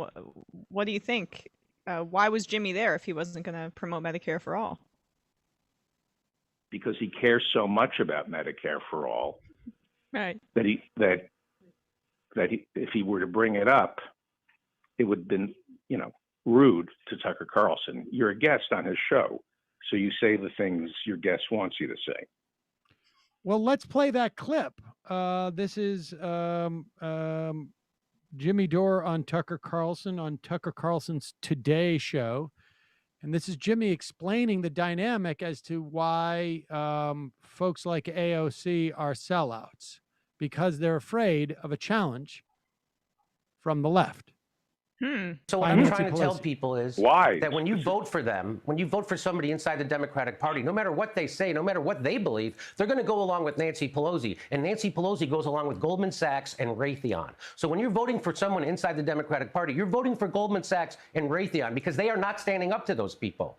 So the idea that we have progressives inside the Democratic Party, it's actually more deleterious to the progressive movement to have them there. Why is that, Jimmy? Because it gives people a false impression that there's somebody in government fighting for you, that there's one of the parties that are kind of on your side, and they aren't. And the quicker people realize that both parties are not on their side, they only serve the oligarchy. We are, in fact, in an oligarchy. Your democracy was stolen way before Trump. Until that happens, we won't ever have real change. But what about Ocasio-Cortez? She's so on Instagram. wise. That is so wise. Ocasio-Cortez. So wise. Well, hold on. I've never heard that. Go back. He used the word so wise. It is so wise. Deleterious. He almost pronounced that properly. The way I think you come across as smart, Sam, is you steamroll something you've memorized and don't leave any room for questioning. That's how you. Well, I mean, to be fair, no, wait a second. You interrupted here because Tucker did question Jimmy. So let's listen to that question. Okay. But what about Ocasio-Cortez? She's on Instagram. Ocasio-Cortez campaigned on a floor vote on Medicare for all. And she campaigned on creating what she called a ruckus, meaning you have to stop being polite. This is a quote. You have to stop being polite. We tried being polite, and it got us nowhere. And it wasn't until we started acting out and speaking impolitely that we even created the circumstances for change. That's what she tweeted. So I'm just doing what she said. So I started to put heat on people like AOC and Rashid Tlaib and Ro Khanna and all the Justice Democrats in the squad to force the vote. And they said I was committing violence against them with my words. That's how scared they got. They did not. Were you? Not say That's that. how scared. You really telling them to do what they ran on? That's violence? That's how afraid they were. And all the things. So they had people write hit pieces on me in the New York Magazine, Newsweek, BuzzFeed. They tried to shut me down and squelch me. They made me trend on Twitter negatively. But they couldn't shut me up. And they couldn't stop me. And they don't know what to do with me. Because, again, all the usual, they have Wikipedia putting smears on me that I can't get rid of. CNN's calling me. It's unbelievable what's going on. Just a comedian, a pothead comedian in his garage, what you can do when you want to tell the truth inside journalism and politics. And you can create a ruckus. And I did.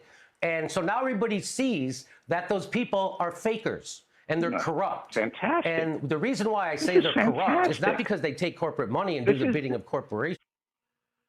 Yeah, go ahead. This is the height of intellectualism. When you say, I'm just a comedian, I'm just a moron, I'm just a D's, Dems, and Does guy. That's convincing to me. How is it that I'm a fucking idiot, but I'm getting it right? Even though I'm a fucking idiot. That's brilliant. Well, I you know what? I salute him. That is such a great rhetorical device. I'm a fucking stupid comic. I'm a moron. I don't read. I don't know anything. How come I know for a fact so he doesn't smart? read.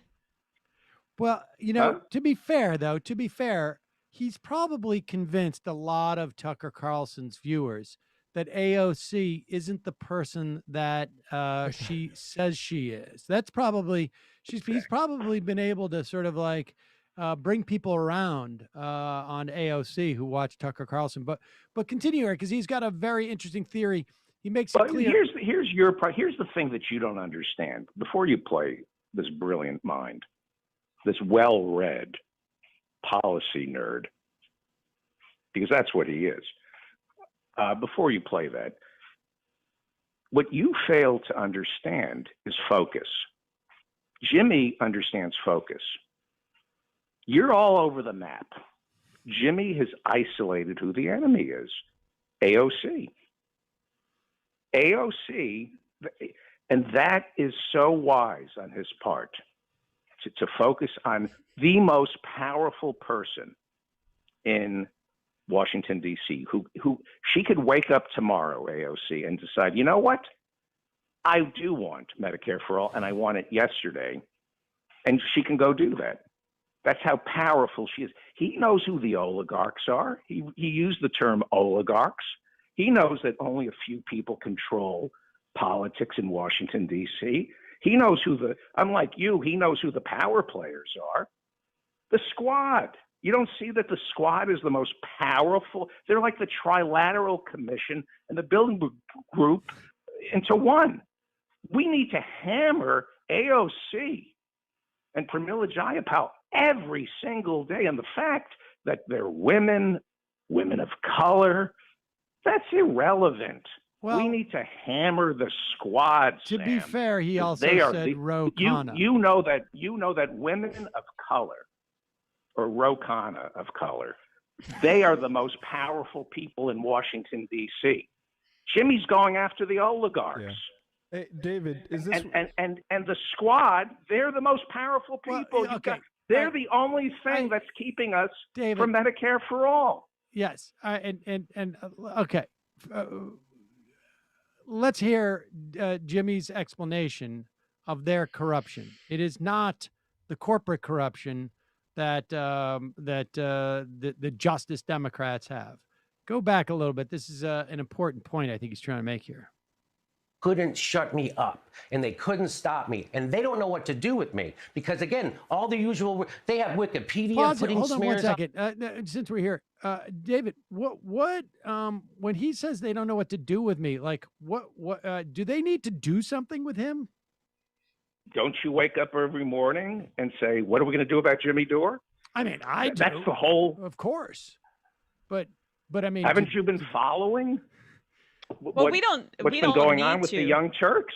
Well, I haven't been following that as much as I probably should. You should. don't wake up every morning. You haven't donated hours of your my entire show, my 16 hour. I spent 16 hours a day talking about Kyle Kalinski's tepid response to Jimmy's attack on Cenk Uygur, because we can't have Medicare for all until we resolve this dispute between the Young Turks and Jimmy. Okay. And you don't understand that. Okay, but I want Medicare for all, but we can't have Medicare for all until we destroy AOC and the Young Turks.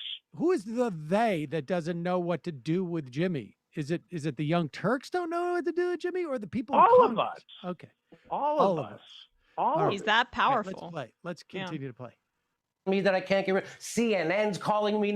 It's unbelievable what's going on. Just a comedian, a pothead comedian in his garage. What you can do when you want to tell the truth inside journalism and politics, and you can create a ruckus. And I did. And so now everybody sees that those people are fakers and they're corrupt. And the reason why I say they're corrupt is not because they take corporate money and do the bidding of corporations, but they're doing the bidding of their own career. Right? Their own self-dealing. Yeah. So if I go along with the establishment, I'm going to get a book deal, I'm going to get speaking fees, and I'm going to be in Congress for at least 5 years, and then I get a pension for the rest of my life. That is corrupt, and that's why they're not pushing back. Because Nancy Pelosi could come in and crush you. Hey, we'll fund somebody in a primary to your left, just like she did to Joe Crowley, AOC, right? So that's what they're all afraid of. They're afraid of the power of the establishment taking away what little power and that they have in Congress. Now, yes, David, AOC. Wait. Sorry, Pelosi That's is pretty funding. wise stuff coming from a guy in his garage who's got the door shut and the engine running, suffering from carbon monoxide poisoning. I mean, that's pretty wise stuff. Is Nancy Pelosi... That's a real truth teller. Nancy a guy Pelosi... in his garage smoking pot with the door shut and the engine running. How many times has Nancy That's pretty Pelosi, smart stuff. David, how many times has Nancy Pelosi mounted a challenge to an incumbent from their left? What did Crowley do? To make her fund AOC. Crowley? Did he say Crowley was he said, a lefty? I think no. I think the idea he was trying that to say that AOC primaried Crowley from the left, and that that's going to happen to her, but Pelosi's going to be the one funding the leftist challenger. So wait a second. Should we be rooting for Pelosi? So it would be a false flag operation. Wait, yeah. That would be a false flag for operation. Pelosi? Is he selling boner pills? Does he sell boner pills too?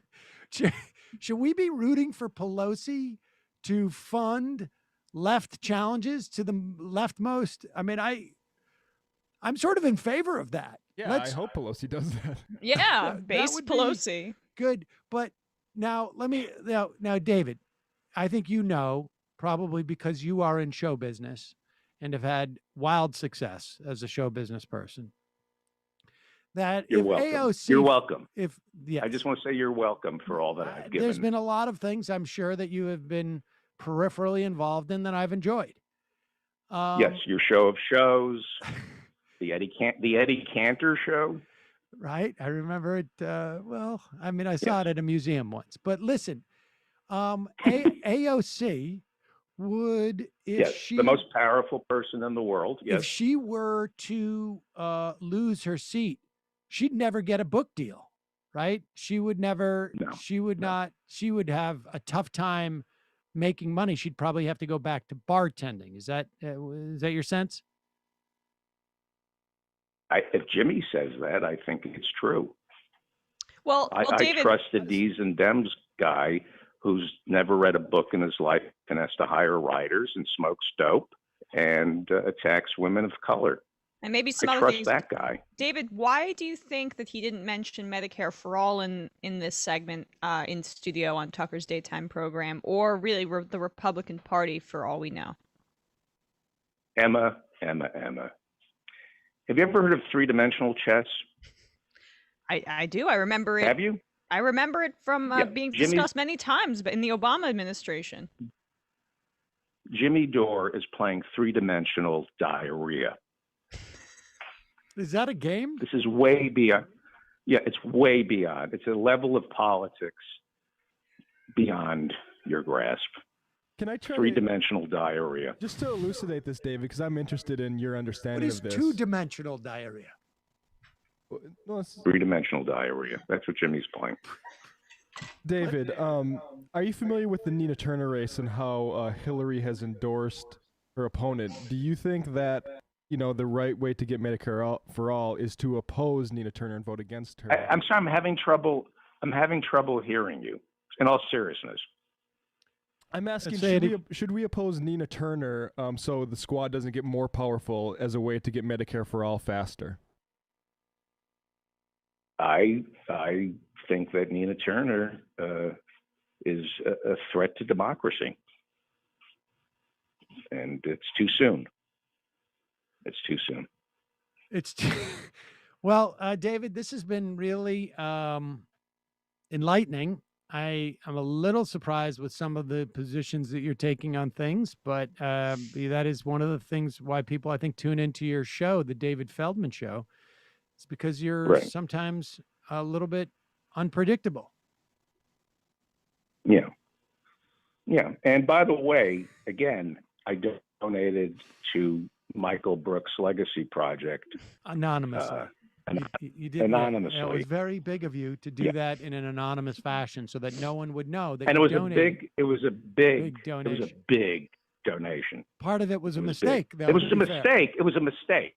I accidentally added a zero, and it's not bothering me at all. It's like, you know what? Who cares, right? I added an extra zero. Who cares? Let it go. I'm not even thinking about it. Are you going to try and get your money back? No, not at all. What? Money back from what? I've already forgotten about accidentally donating too much to the Michael Brooks Legacy Project at patreon.com TMBS. I'm not even thinking about the fact that they probably, you would think, I know we have to wrap it up. We do. And I don't really care. I just find this curious. You would think that the people over at the Michael Brooks Legacy Project would have seen my donation and maybe double check to see if that was what I really wanted to donate, because it was so obviously a mistake. I mean, who gives that kind of money? You know, certainly not. You would think that somebody would have seen the extra zero and would have raised a red flag over at the Michael Brooks Legacy Project, and I would have received a phone call double checking. Hey, Mr. Feldman, we noticed you're in Winfield, Connecticut next month, opening for Bobby Collins at the Peace Spot. And we also noticed an extra zero. We noticed you donated $10 instead of $1. Is that extra zero a mistake? That's all. You would just a call. Wait, $10? Not an extra zero. Yeah, hey, you brought that up, not me. And I donate just to donate. I don't need to. Hey, David Feldman, what a magnanimous gesture. No, I don't. That's tacky, Sam, to bring that up. Well, that's not the way I was raised, but we've already been through that. David, as always, a real pleasure talking to you. You think I don't care. I really don't care, Emma. I really don't care. They could have double checked with me. I'm not a mathematician, but You're not. There is an That's exponential. absolutely correct. You there's are an not exponential lurch. Sam, there's an exponential David lurch Feldman from $1 to the David $10. Feldman Show. And you Thank would so think much for your time someone today. I would have really called appreciate me and said, David, you think somebody would have said, David Feldman, host of the David, unofficial thank you so armchair much for expert joining us. Dak Shepard Thank post-game wrap-up, Thank you. where you Thank review all those amazing Thank things you. Dak Shepard says. Hey, David Feldman, are you sure about this? Are you sure you want to donate this much? You would. Yeah, we had to let him go. Sorry about that, folks. That was. What was the Dak Shepard post-game wrap-up? I have no idea what was going on with any of that.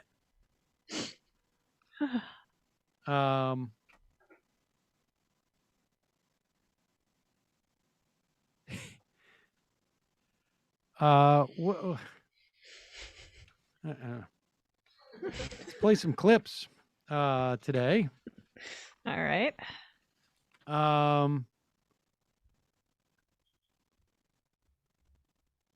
Here is Jen Psaki referring to the Cuban sanctions. Now, these sanctions are, from what I understand, just against as far as I understand, against the essentially the head of the Secretary of Defense.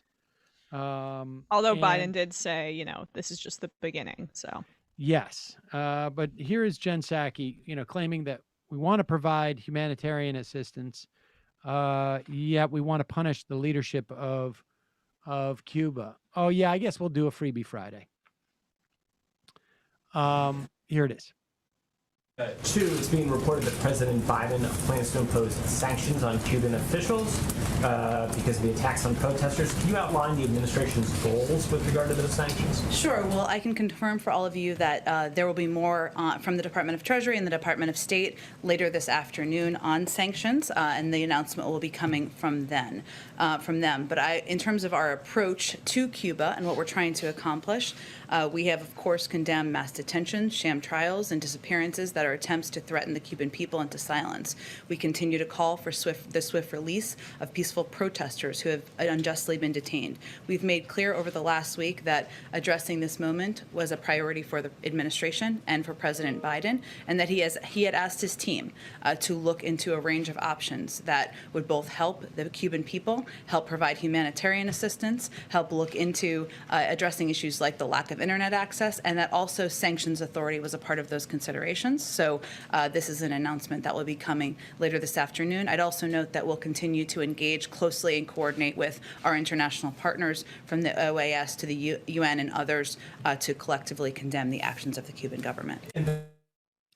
Yeah, I mean, the problem here is, fine, you want to sanction Cuban officials. The bottom line is that we still continue to deny Cuba the opportunity to participate in the essentially the world economy.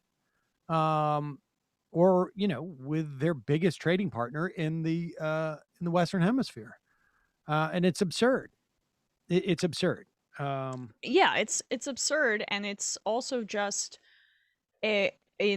indicative of Biden's approach to foreign policy and this kind of like West exec stacked foreign policy team that just is like too scared to deal with anything, even though that's apparently their expertise. They just want to maintain the status quo, even though Biden was a part of the Obama administration that was accurate or correctly softening their stance here, which is odd that he's maintaining, and it should be framed as such, the Trump position in the middle of a pandemic when the embargo is really hurting the Cuban people, because now the Biden administration sees, oh, wait, this could be an opportunity. They're really pissed off here because there are actually difficulties in terms of healthcare and the resources people are receiving. There's an opportunity here to get the government that we want. So they're continuing Trump-era embargo practices as opposed to doing what's right. And I think that says everything you need to know about Biden's approach to foreign policy. I think it's complete avoidance. They don't want to do anything. And also, I just want to say, like, in the context, there shouldn't be crackdowns on protests anywhere, but we just saw in this country a cop, I think in LA or California, shoot a woman at point blank range with a non-lethal like shotgun. Like, I don't know. I just feel like I'm taking crazy pills every time I hear this. Like, we're the #1 jailer on earth. We jail more people just total than China does. Like, it's and they have a lot more people. It's crazy. It's crazy. I mean, and which is not to condone these crackdowns in Cuba. I mean, this is serious stuff. But these protests are, in many respects, a function of the deprivation that they're subjected to when we say you cannot have any trade with largest trader in the Western Hemisphere. It's just such a super cynical to use faux humanitarian concerns to, especially proportionally to what we do to our own citizenry in order to, keep this embargo in place, which is a humanitarian disaster in and of itself. And like, that's the next step in the way the media needs to evolve, because there still is not any real frank discussion about, how this posturing is just so insincere. Here is Mick Wallace. He's an Irish member of the European Parliament, and here is it's important. At least it's that we're going to hear this from at least members of allies. I mean, we don't hear it enough. I still remember in 2016, Bernie Sanders, sort of raising these things in a debate, which was maybe the first time we've heard it from that level. But the fact of the matter is, if we really are interested in diminishing the suffering of people in a country like Cuba, then maybe we need to sort of basically change the way that we relate to various countries. Here's Mick Wallace. On Monday, our Foreign Relations Chief, Borrell, said the Cuban people have a right to express their opinion. I agree. The opinion of the Cuban people has been systematically ignored because it points the blame for the hardship they face directly at the EU and the Americans and their puppet regimes in Brazil and Colombia. Borrell said that the demonstrations should be allowed. They are allowed, even though everyone knows they are funded by the imperialist powers that have been attempting to strangle the people of Cuba for over 60 years. No protesters have been killed, yet the Colombian police have killed 77 protesters in the last 10 weeks, and it's completely ignored by us and the media. The disinformation is so bad, the counter-protests in support of the Cuban revolutionary government have been represented as anti-government protests, and images of them are plastered all over the pages of The Guardian, the Financial Times, the New York Times, and others. CNN have even published images of protests in Miami, claiming they were in Havana. The discontent in Cuba is real and a consequence of a combination of forces out of Cuba's control. COVID-19 has cut off their tourist industry. The US and EU's meddling and sanctions on Venezuela have cut off precious fuel supports, and the grinding 60 years of illegal unilateral coercive measures by the US continue to compound these and other problems in the health and energy sector in particular. These are all areas where we can help, but we are part of the problem now.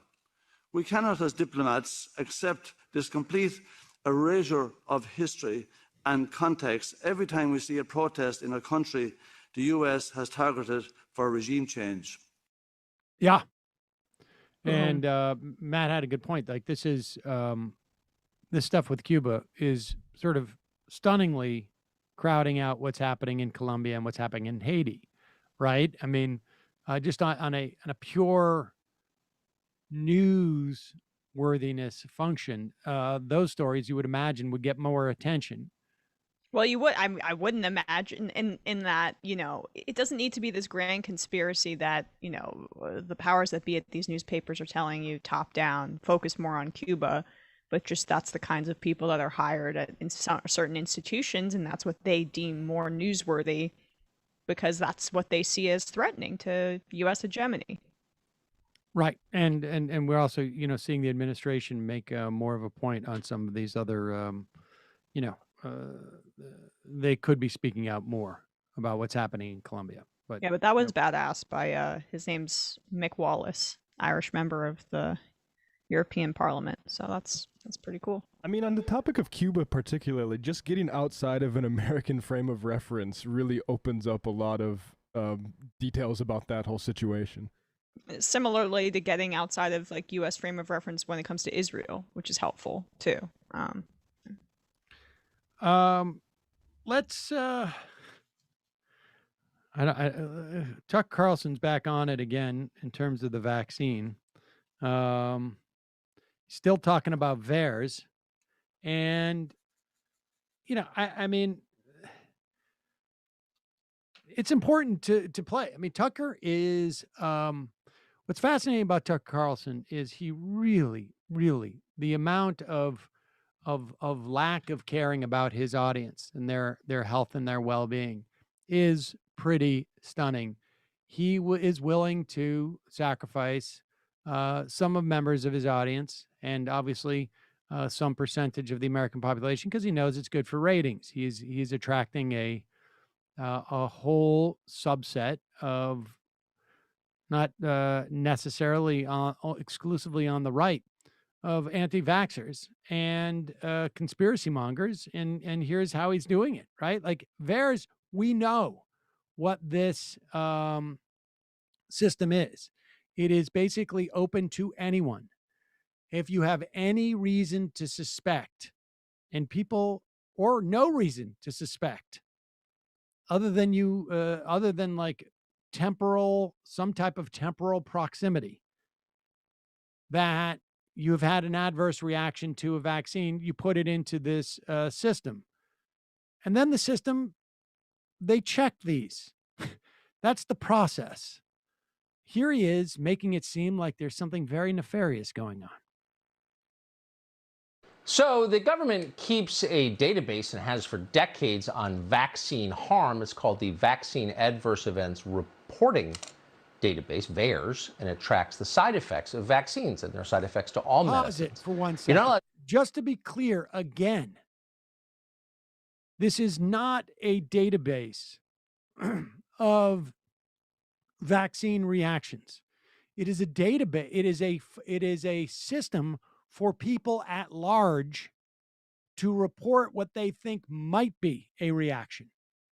And there's no process to determine if someone's like triple, quadruple submitting, if it's, you know, some sort of coordinated effort. We're not examining these. This is completely raw data that has not been assessed or analyzed or validated. It's not tracking anything. It is like any more than like a suggestion box is, or a subreddit. Right. But here it is.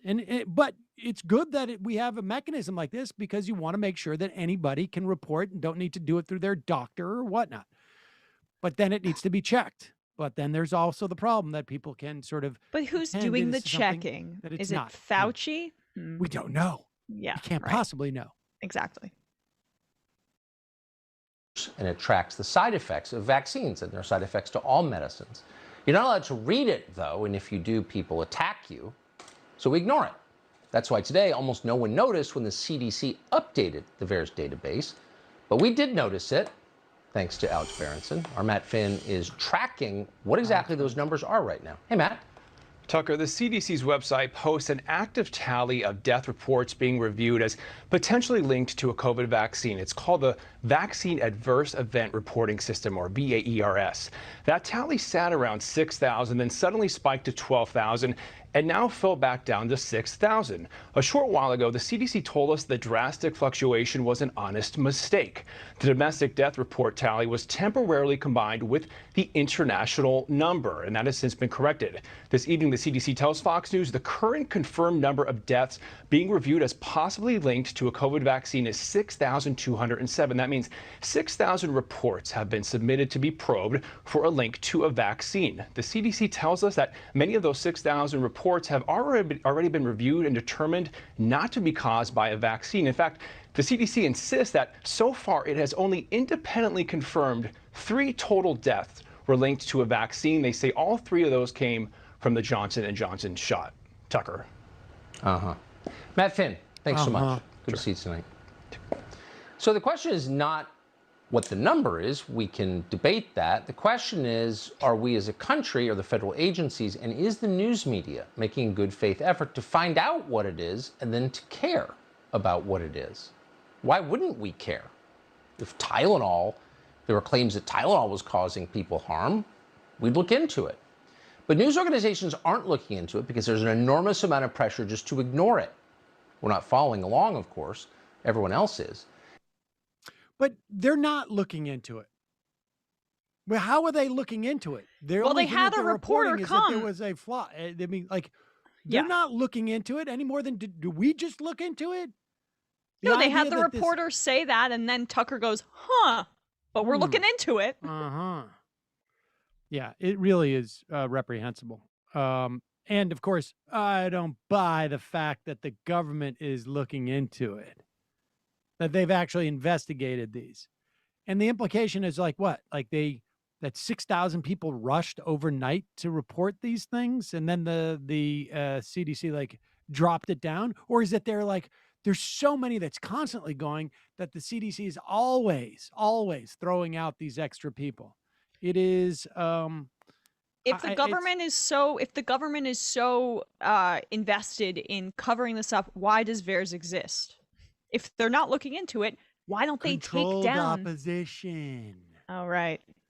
So you think that they're reporting it, but they're really not reporting it. And of course, at Fox News, they can't. They're not part of the media. We can't know. No one's told us. They're certainly not part of the corporate media. No, it's not like they have millions of dollars of resources to look into something like this. Not like they're owned by News Corp. It really is amazing. There's both mysterious things going on, but we don't have a way of finding out. I mean, that's good enough for their purposes. There's mysterious things going on. Be scared of them and confused and not quite sure what to do. Yep, stay tuned.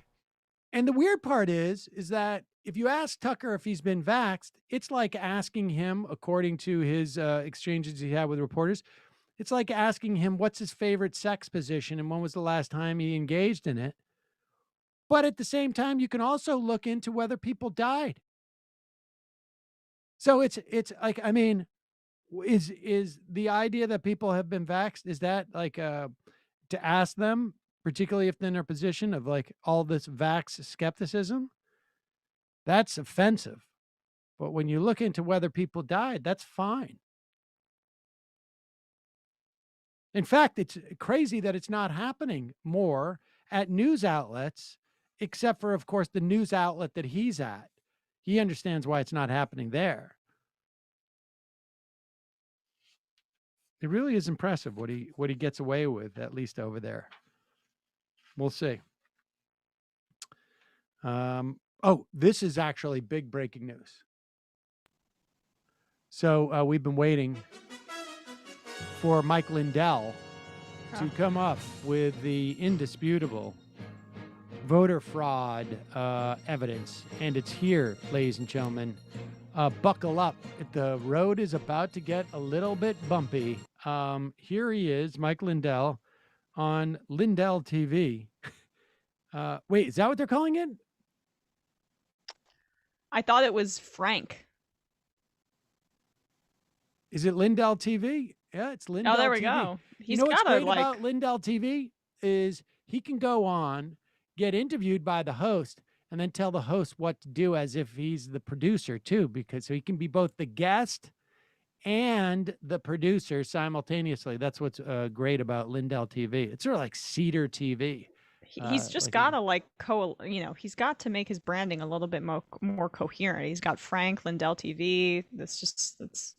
And there's a cross embedded in the flag of the United States, incidentally. But go ahead. This is big news.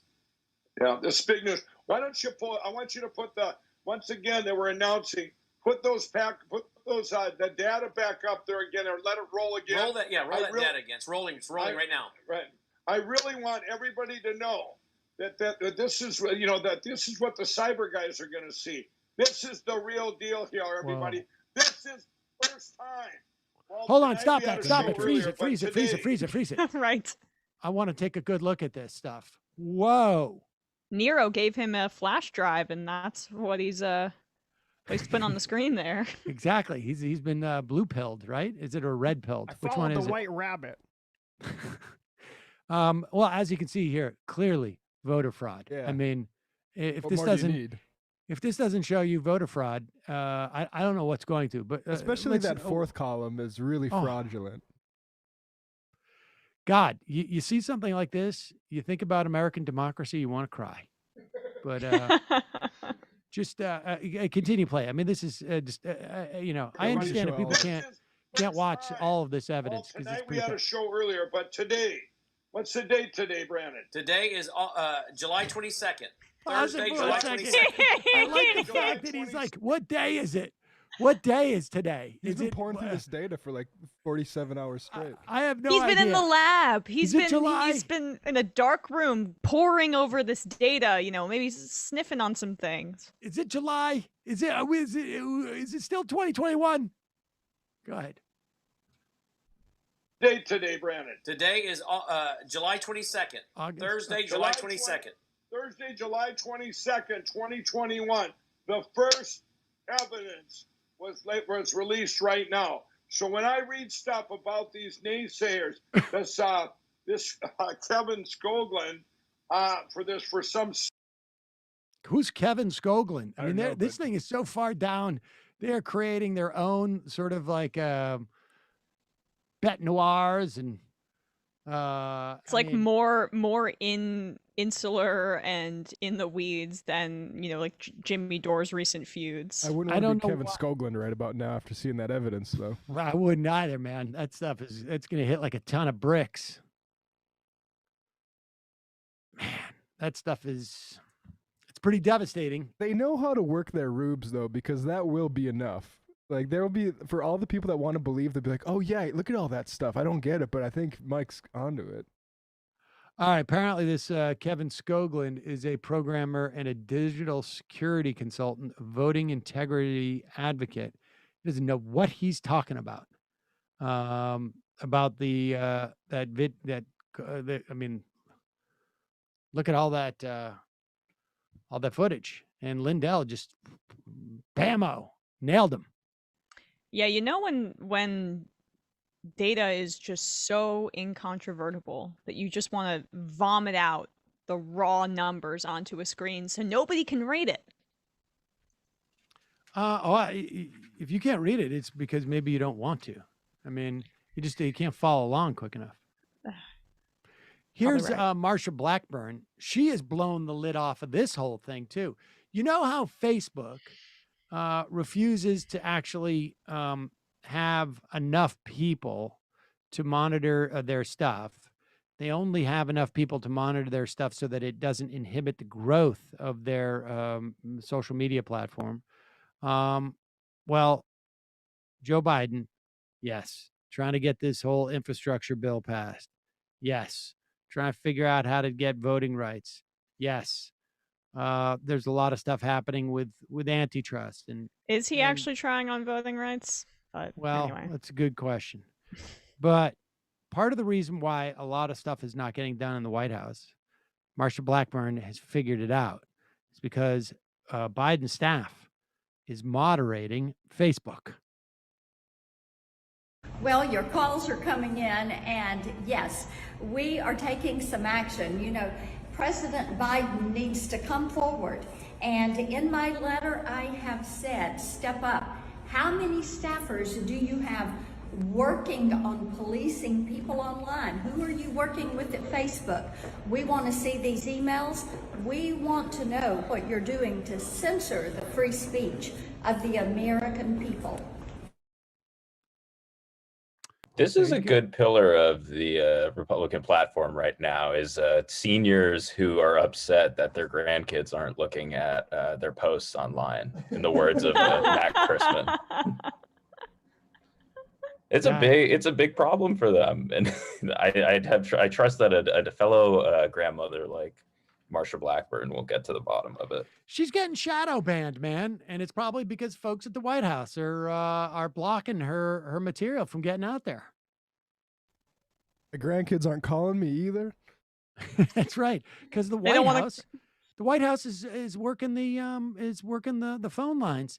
Like they're sitting there with the things that plug into the wall, and they're just going like Chattanooga 555, and they just go, "Oh, you looking to hold on, Marsha?" And they just plug it right out, and they're like, "Oh, the kid's not there, grandkid's not around." College kid tries to call them, just unplug it, the connection's broken. We've all seen that. We know that's happening right now. Also in Tennessee news, they will resume vaccine advocacy for adolescents after pausing it for political reasons earlier. And remember, they had stopped vaccine advocacy, not just for COVID, but for all the shots that you need. It's just unbelievable. Good news, though, in Missouri, there is a state court that has ruled. It's the Missouri Supreme Court ruled that there will be a Medicaid expansion. It will provide health care for about 275,000 low-income individuals in the state, up to 133%, I believe, would be the figure of poverty. Missouri voters passed a constitutional amendment on the ballot last August to adopt Medicaid expansion. But then the Republicans who control the state house refused to implement it. And then the governor, also a Republican, said that, well, we don't have the sign off by the legislature, so I'm not going to do it. And the Missouri justices were basically asked whether the 2020 ballot item required lawmakers to appropriate money, which would have been a violation of state law. And in a unanimous opinion, the state Supreme Court ruled that that was not the case. The new Medicaid recipients would join the existing pool of Medicaid recipients in the state, and that lawmakers would have to decide what to do when the current appropriation runs out. So in other words, they have been mandated by the public to expand Medicaid. Saying that we don't want to appropriate any money for it is not a, sorry, get the money, you lose. And you should know, like at this point, like the federal government is covering all of this, at least through COVID. All right. Do we have time for one more call? Sure. All right. Random call. Calling from a 360 area code. Who's this? Where are you calling from? You are the final caller of. Well, maybe we'll have time for one more. Who's this? Where are you calling from? Hey, this is JP from the Northwest. JP from the Northwest. What's on your mind? Hey, well, I live in a fairly rural area, and I'm really worried this rural divide here is going to get exacerbated with the lack of vaccines here. Do you think there's any hope in some of these? There's a report that over the past week that the number of vaccinations has ticked up. And so that might be encouraging. You've got Republicans now saying, encouraging people to get the vaccines, and that may help, at least with some people. I mean, there's also, I think, a significant hesitation amongst different, particularly in red states, Black and Latino populations. Part of that, I would imagine, is also attributable to the fact that it may be more difficult for people in those states to get the vaccine. But I think, I don't know, to be honest with you. I don't know if this divide in terms of vaccines is going to be bridged. I don't know. Yeah, I don't think it is. And at least what I have been seeing and hearing, and it's kind of crazy to hear some of the stuff even coming from people who work in institutions that you think should be very much motivated to get the vaccine. It's like healthcare workers out here. Yeah, dentists. Yeah, there's a lot of people out there that you're just sort of shocked about. There's people I know who I've had interactions with who are like, there's first responders who were permanently disabled over this, and they're still like, well, I heard the other day the vaccine killed somebody. It's like, oh my God, guys. Yep. Yeah, it's really terrifying. So. Appreciate the call. Thank you. Right. Let's do this before we forget. Ladies and gentlemen, whoa! It is time to reveal new Brendan. Brah.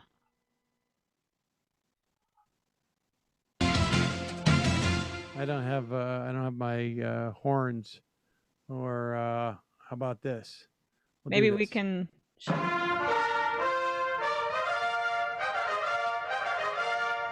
Ladies and gentlemen, I give you new Brendan, whose name is actually Bradley. Bradley, you want to say hello?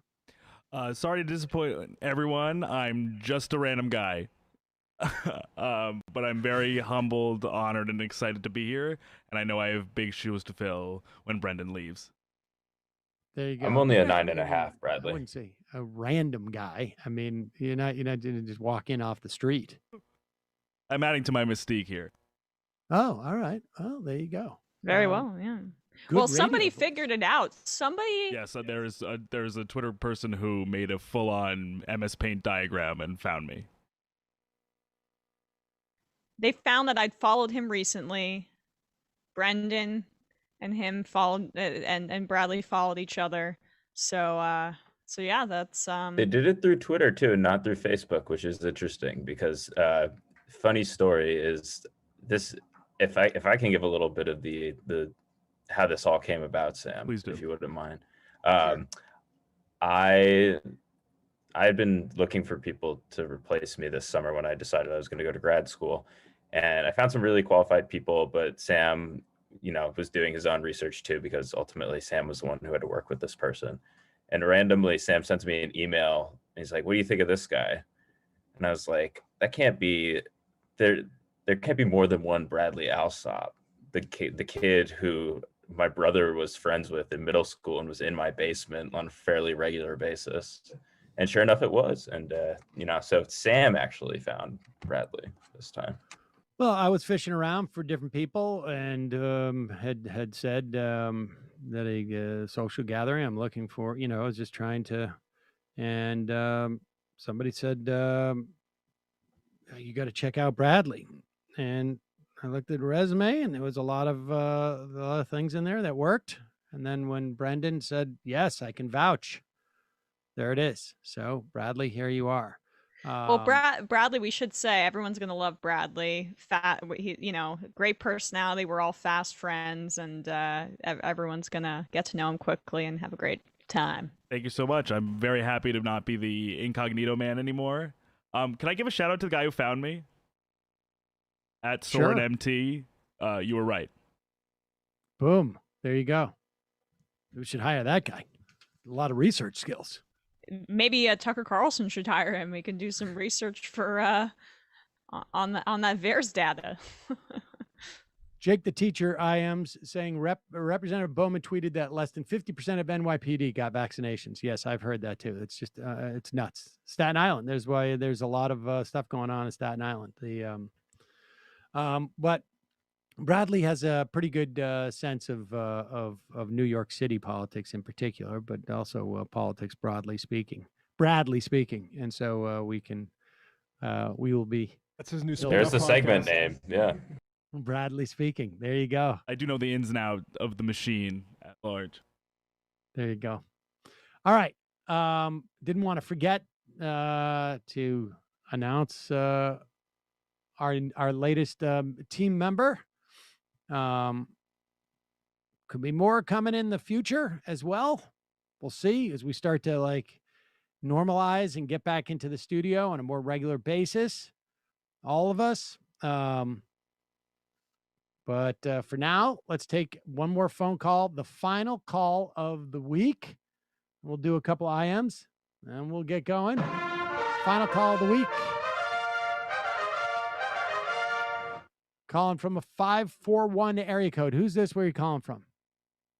Hello? Hello? Is this me? Yeah. Oh, yeah. Hi. I'm calling from Seattle. I have a lot of things I disagree with you on. And What's I just want to pick one. what's your name? So, What's your name first?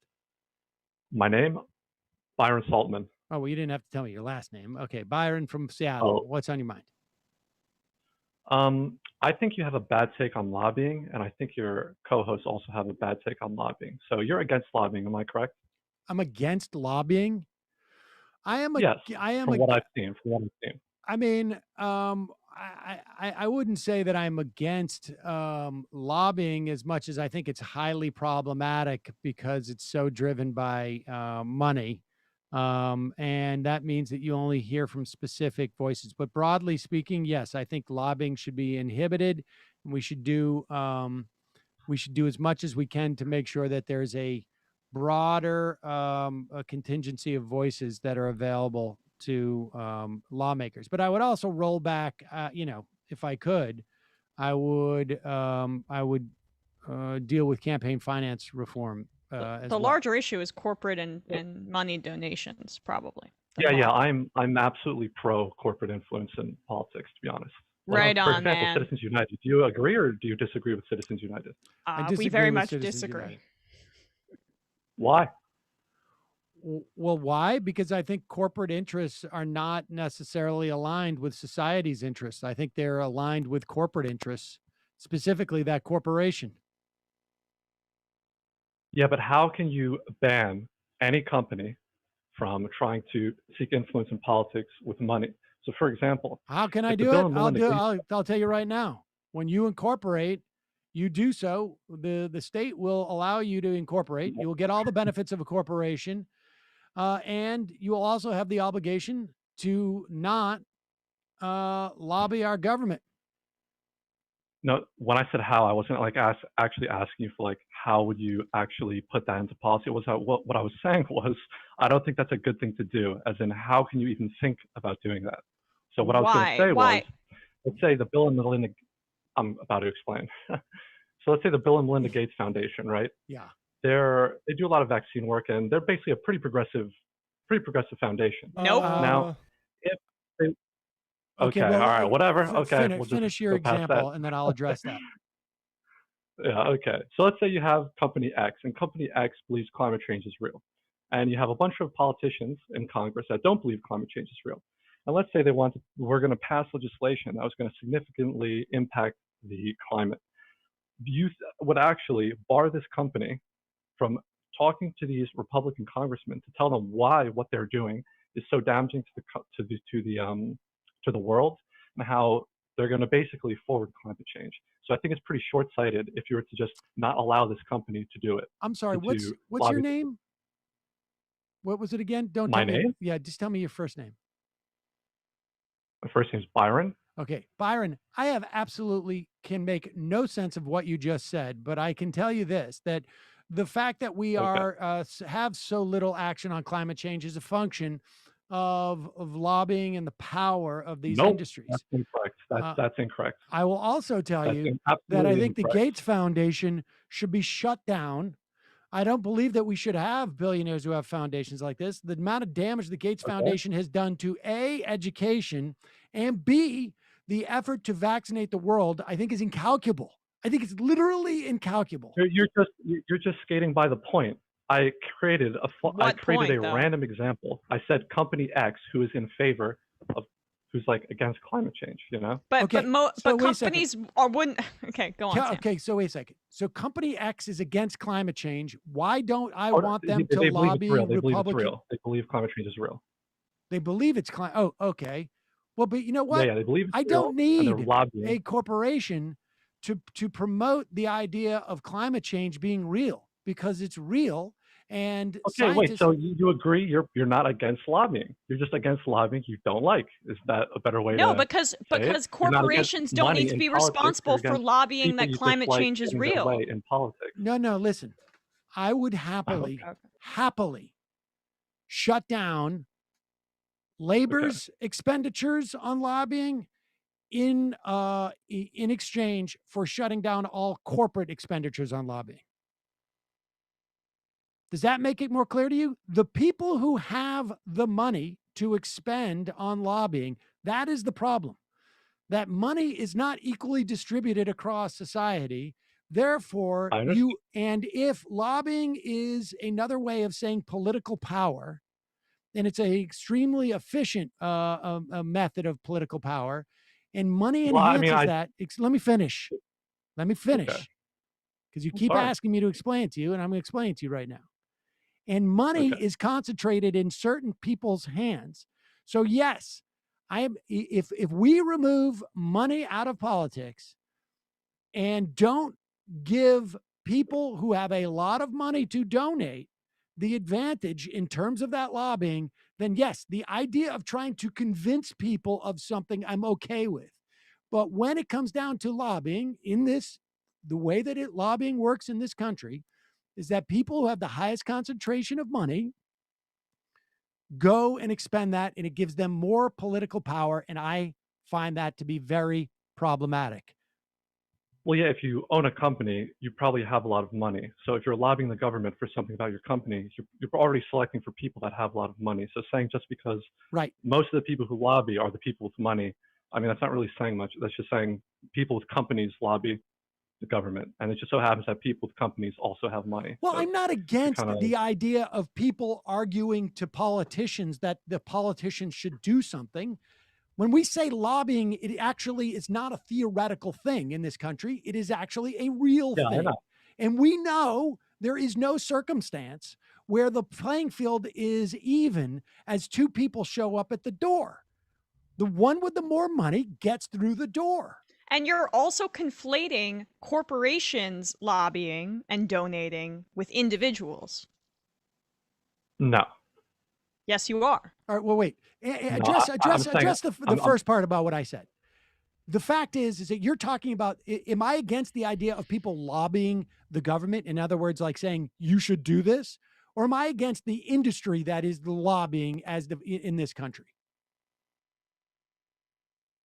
Are you asking me, or you want me to respond? I mean, is it not obvious what the answer is? Like, I mean, why would I have a problem advocating for a position to government? I mean, is that your point?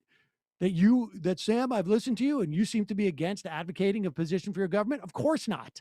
That's ridiculous. What the hell do you think this is? I don't see the reason why you would bar me as a progressive from donating money to a progressive candidate to get progressive policies passed. I don't see why that would. You're an individual. You're an individual. You are not a corporation. I wouldn't just ban No, even if I was you. incorporated, I was saying But me as Byron, just, I wouldn't saying just me, but even ban as a you. corporation, Well, I never said I would ban you corporation. from donating money. I would ban donations. You I would would ban donations. Yes, I would have government. I would do government funded campaigns. Or I would severely limit the amount of money that you could give, not just you, but anybody. Okay. $500 But they're already. limits. Yeah, but they're already campaign contribution limits. The fact of the case, Citizens They're United, completely was that skirted they were around, and there's no advertising to a disclosure. documentary. It's completely skirted around, and there's no disclosure. What do you mean there's no disclosure? Well, you have dark money. Like I can, listen, I walk into your office. You're a senator from wherever. Okay. And I say, I got some news for you. When you run next year, there's going to be a $20 million outside expenditure group that is going to spend money and campaign against you. You know who's going to donate to that? You can't know who's going to donate to that because there's no disclosure.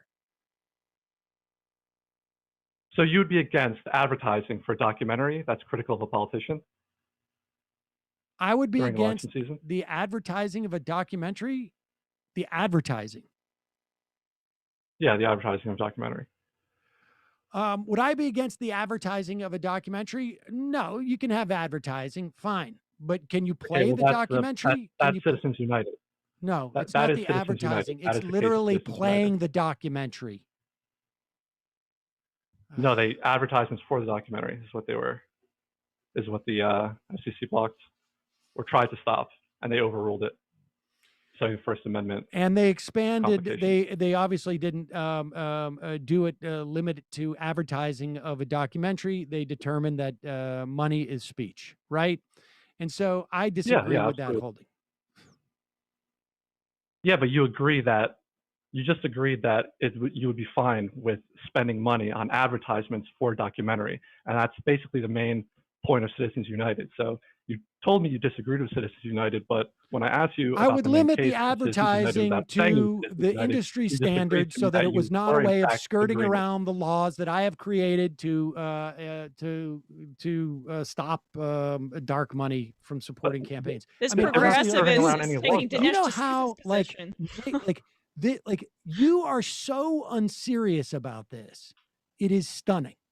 Me? Yes. You are I so just asked unserious you about if this. you No, would I be know okay exactly with what you asked me. advertisements for a documentary, you're asking and you me, agreed to me why that am I against or in lobbying? favor of that, and Why then am I against that is the facts of the case of Citizens United. I understand what the facts of the case are, but the ruling exceeded that case. Everyone knows that. All right. God, what an annoying way to end the week. What a waste of that time.